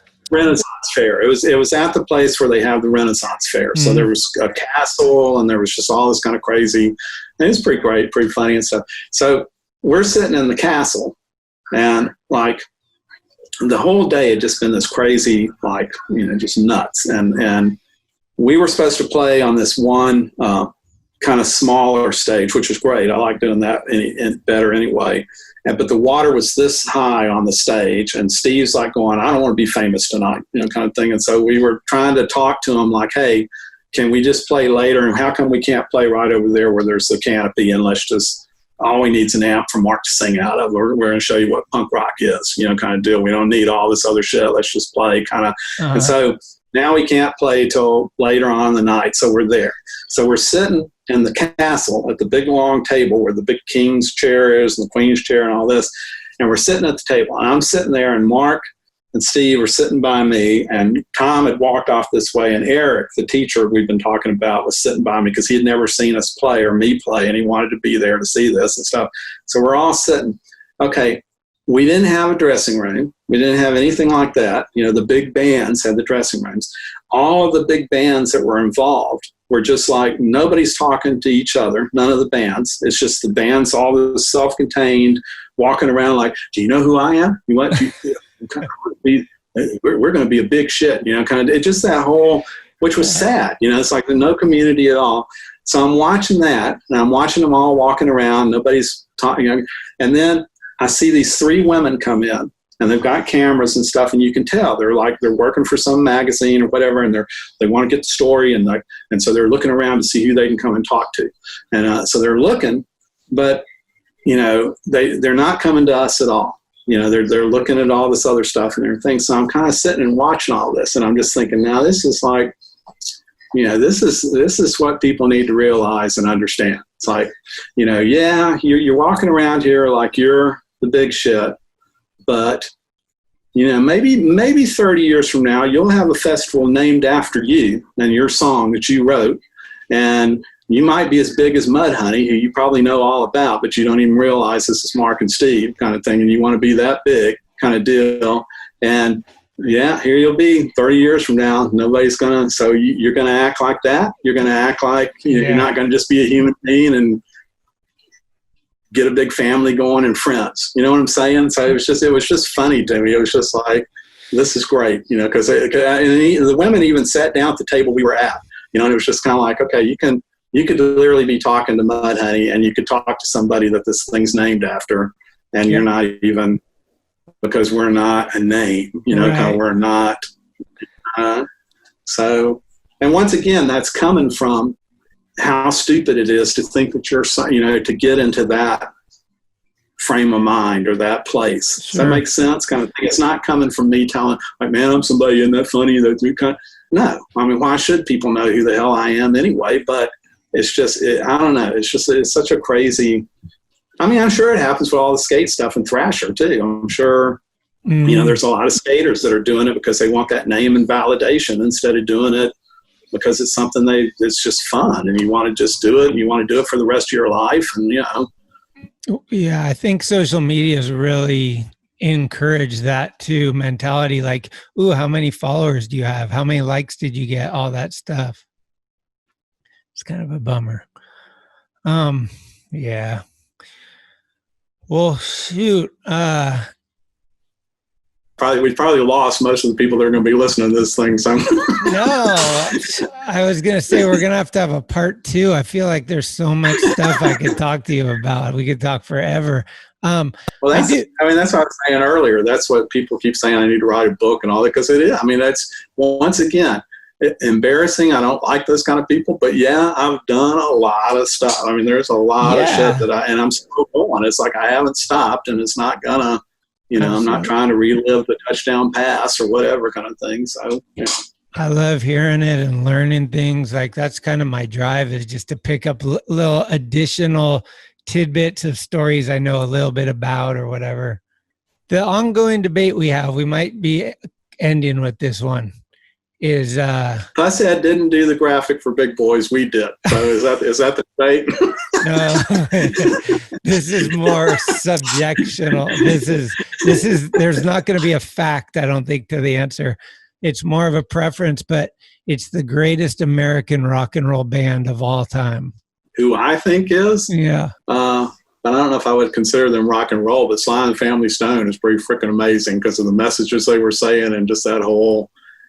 Curtis Mayfield's really great doing that stuff. Because once again, I'm not necessarily a rock guy. I don't really, I'd say Simon Family Stone. I'd say them. I like it. And they're Berkeley. They're San Francisco. The last time I was there, and I think I painted some stuff for the 1-2. What's the name of that record store? 1-2-3, 1-2 something go, or there's a record store there in Oakland or Berkeley or. 1-2-3 something. I think the people from Green Day live on top of the record store or something, or they have their studio there. Or I think Sam Cunningham's the bike shop that he has, I think is like across. It was pretty close to it, or pretty because Rich Jacobs was kind of living there for a while. But anyway, last time I was there, we went to there's those statues that are in that park, and it's where that first Sly and Family Stone record. They're all standing on and around that kind of crazy 60s looking. I don't even know how to explain it. It's like this, you know what I'm talking about? Yeah, it's like this crazy. So I was pretty excited about that. It was all fenced off. Like you couldn't really, go and get on there or anything. But it was really funny because Rich took a picture of me, and we got it in such a way to where I was kind of standing the same way Sly Stone was, to where it looked like I was. And then I think I posted it on Instagram, but it was like, if you know, you know. Kind of like I didn't say anything about like. Right. Yeah. That's amazing. Did you ever plug into any of the Thrasher skate rock trips that we were doing like of recent year? Did you see any? Not the recent. Actually, I think I did because Thrasher would come for fun, and play and have the crazy ramps and all that stuff and play. Yeah, we did Deathmatch at South by South Austin. I can't remember the name of that place that everybody's at, but I went to a couple of those. Yeah, at the Scoot In. Yeah, Scoot In. I definitely came to one or two or maybe even three of those different times. Okay. That's where we met Rainey. That's how we met Rainey there. And then Jake came back to SF and's like, there's this dude ripping, you got to fucking, and next thing you know, Rainey moved out here. Right. Yeah. They told me that story about Rainey, like there was something where, because his mom was showing me the video and just like, I can't even, I have to watch it. She was like that about it, but it was something where you were trying to get all this money. And there was this crazy jump in this park, a bunch of combi pool kind of type thing or something. And you had to kind of go over this one thing and land over here. And everybody was trying to do it. And he finally does. He clears it and does it. But then he hits. And he lands it. But then something happens and he cracks his head open and all this stuff. And he's laying there. But he says he totally remembers like the money just coming down. Because everybody was just Vancouver. I filmed that actually. Yeah, he said, you got it. That's it, kind of thing. So, which is pretty great. So, yeah. And once again, I don't really know him, but he seems like a really good kid. And super cool. Yeah, real good. And Reagan, his mom's amazing. Yeah, Reagan's great. And look at the Thrasher, you'll see. And then it's great because he there's a shout out to Jeff too. Like cool. I haven't seen it yet. Somebody, if you want to send me one, send me one. But I haven't seen it, but it's that thing where, there's the page and then down at the bottom, there's this little kind of other little things that are written, like a little article, a little box. And so I guess I'm in one, and it's that picture that Bill took of me at Pflugerville, just like fucking hauling ass and going around this one. You'll see it. And, and then Newton's in there, and it's great. And it's Rainey just talking about how, you need to know about Jeff Newton. You need to know that's he's kind of one of the older people that kind of we're here because of him, kind of thing. So it's really cool because people don't really do that much for Jeff and them. So and it's rare to have like new generation kids that respect history and talk about things like that. Like I feel like it's rarer and rarer. Yeah, it really didn't start. To me, it didn't really start up till the Dogtown documentary. Because I remember I remember going out one time with this friend of ours that's passed now too, Tom Smith, who was unbelievably fucking great skater. And the great story about him was, and he was an alcoholic, but he did finally clean up, but then was in some crazy car wreck and was the passenger and died. After all this craziness of being just unbelievably drunk, now he's sober and but there's a really great story. There's a hill in Austin that goes straight down and across Lamar, and there's a traffic light, and it's pretty freaking steep and all that. And they were having this crazy party at Tom Smith's house, and there was a bunch of the younger skaters were all there, and it's back in the big, pants and all that kind of stuff and little wheels, and they're all talking about shooting that hill. But they're all kind of like, because of the light, and it's really. Tom comes out there's listening to them all. He's pretty drunk and stuff, so he has a beer in his hand.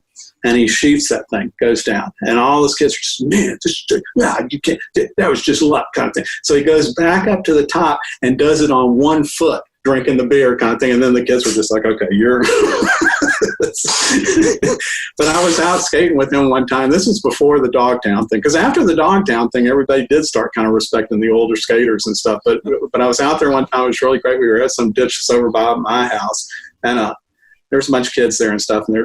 And here comes Tom, and the kid's like going, well, that's a 440 to 730 to 630. It's like, and man, it's great because we're all just looking at him, and he goes, how'd you do that? And Tom's just like, I'm skating. Like, what the hell? Like, what?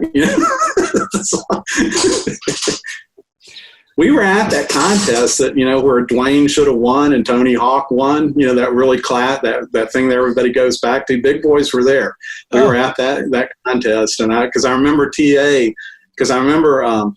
Rodney, which I have never met. He's great. And I think it's great what he does and everything. But I just remember him doing freestyle and Tony like yelling out at, in the crowd, just going, circus tricks. You're just doing circus tricks, kind of type thing.